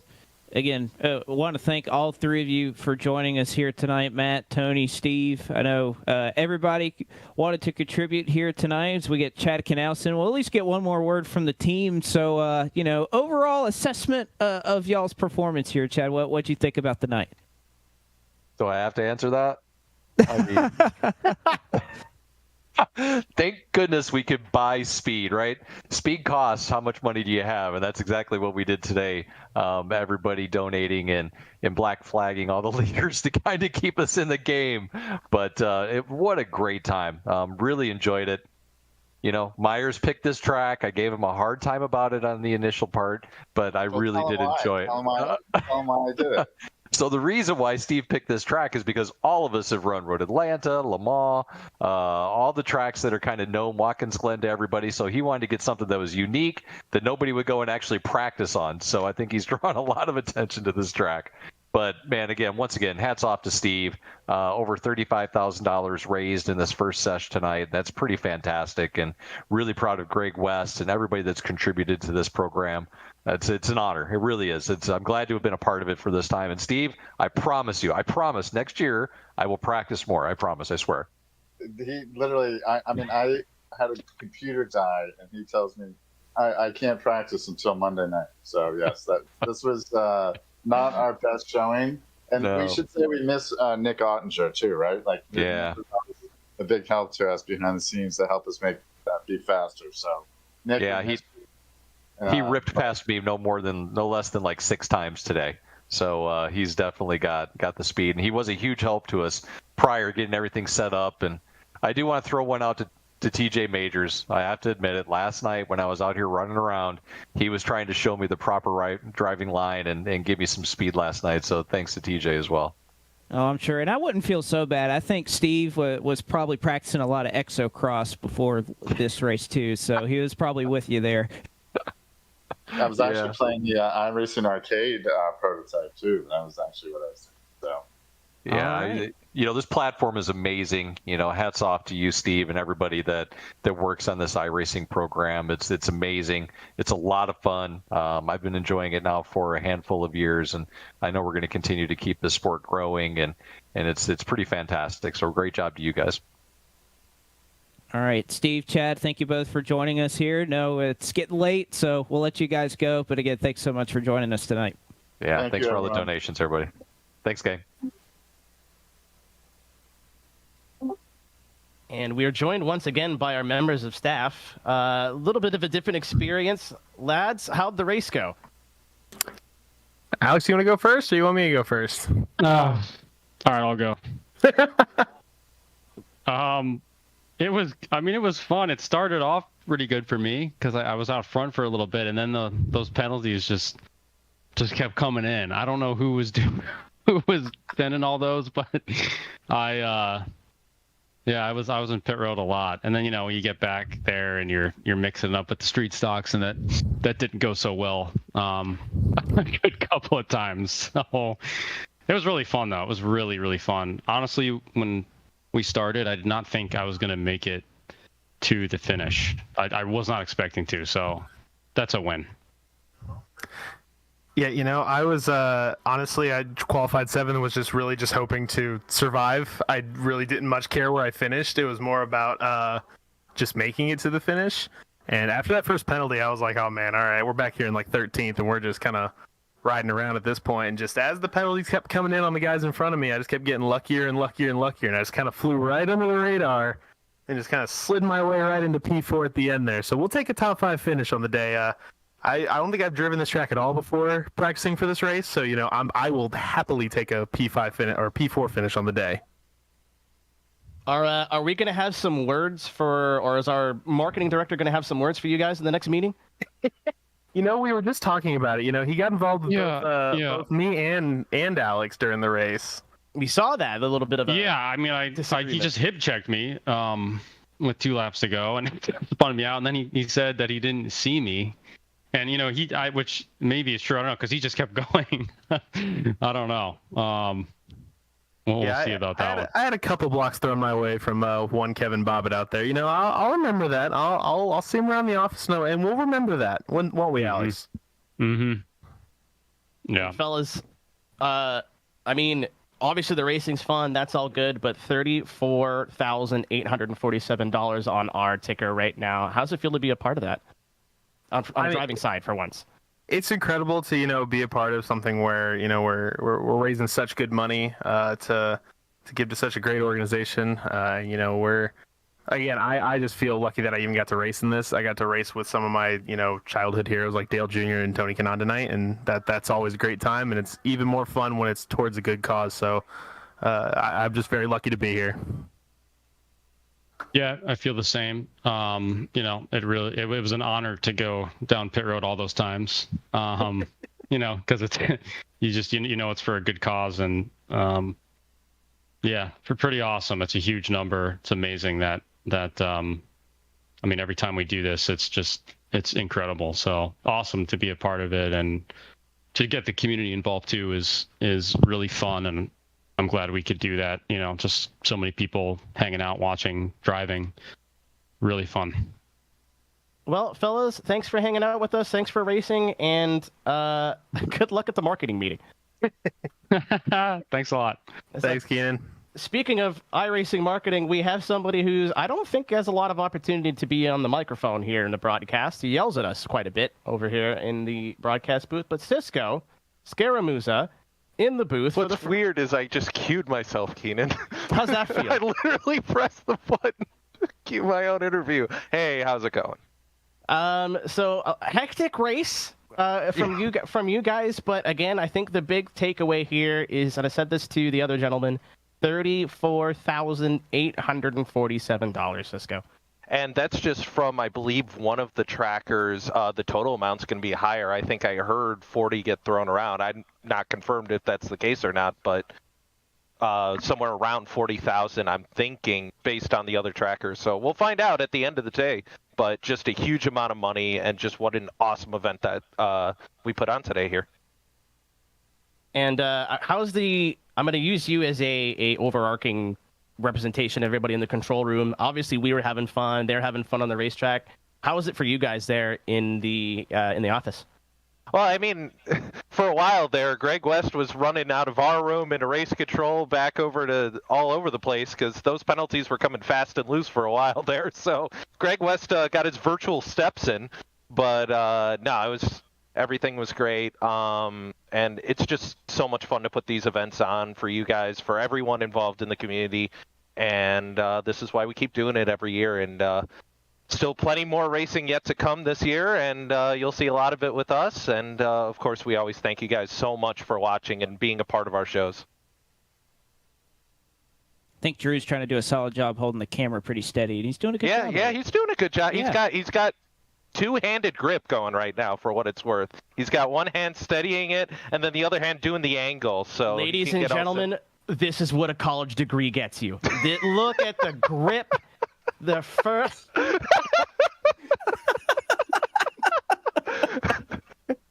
Oh, well, we're all going to be out of a job on Monday, right? It's been a good run, folks. Yeah, Bob and Fires is out. Go Butler.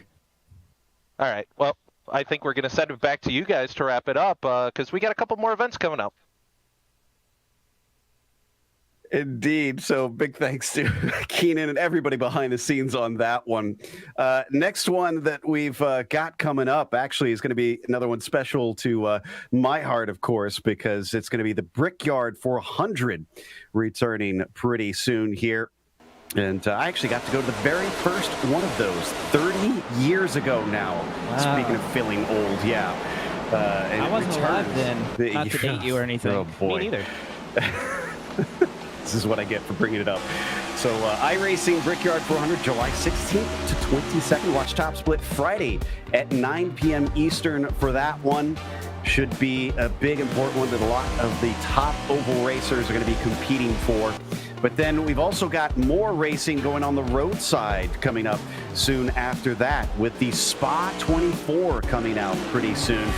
And that'll be July 19th to 21st. Top Split coverage on Saturday at 12 GMT, 8 a.m. Eastern, for those of you over here on this side of the pond. Look out for that one.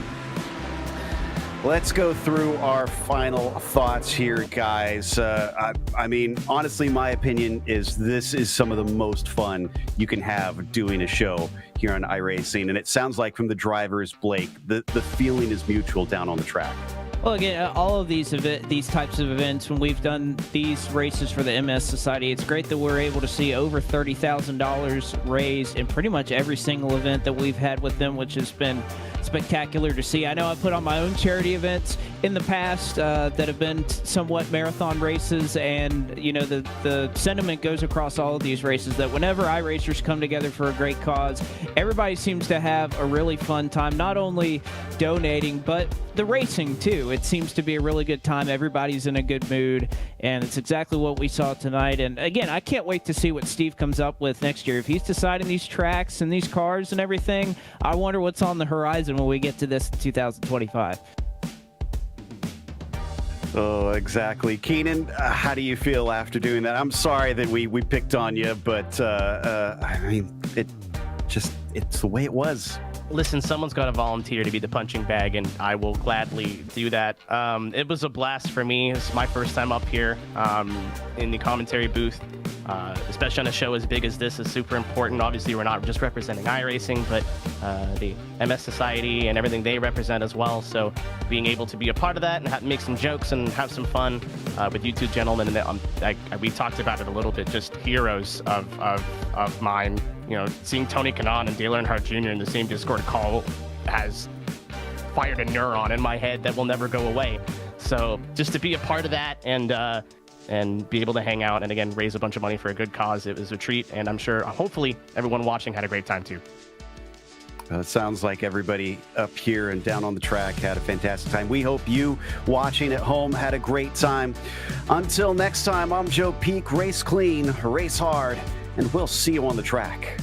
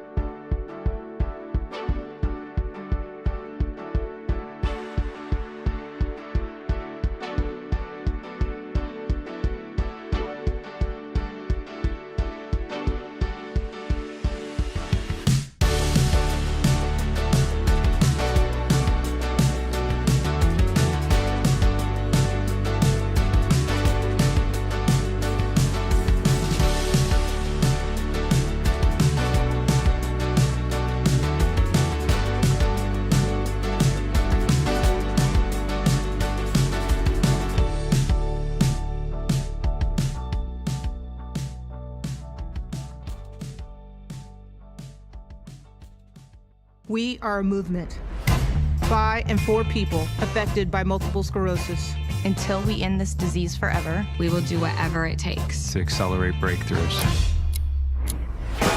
We believe that we are stronger together. That nobody should face MS alone. We will be by your side every step of your journey. From day one. We'll be your partner through the challenges. Sharing ideas and finding solutions. We believe that people live better lives when they are understood and supported.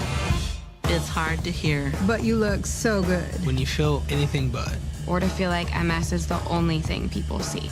We will be there for your loved ones so they can be there for you. We'll shine a light on what it means to live with MS. Till the rest of the world understands. We believe that everyone deserves affordable medications. A doctor who knows MS. And a healthcare system that puts you first. You should never have to choose between paying your bills and getting the care you need. We will make sure your voice is heard loud and clear. We'll be your champion from the halls of Congress to City Hall. We believe that you should be able to plan for the next 10 years. Even the next 10 minutes. Without MS getting in the way. Complex problems take many solutions. Coming together in just the right way. We'll be there to help you piece it all together. We'll work every day so you can get what you want from life. Even while living with this disease. We believe that no one else should have to face the fear and uncertainty of an MS diagnosis. And that those that have MS should get back what they've lost. Curing this disease takes a global effort. We will fund the most Promising leads. And gather the brightest minds. To find a cure. As fast as possible. We'll be unrelenting. Until the very end. We believe that we all have something to contribute. Whether it's time, money, connections, or sheer passion. There is strength in numbers. We're calling on you to join us. Join us. Join us. Find your place in this movement. We need you. We need you. We need you.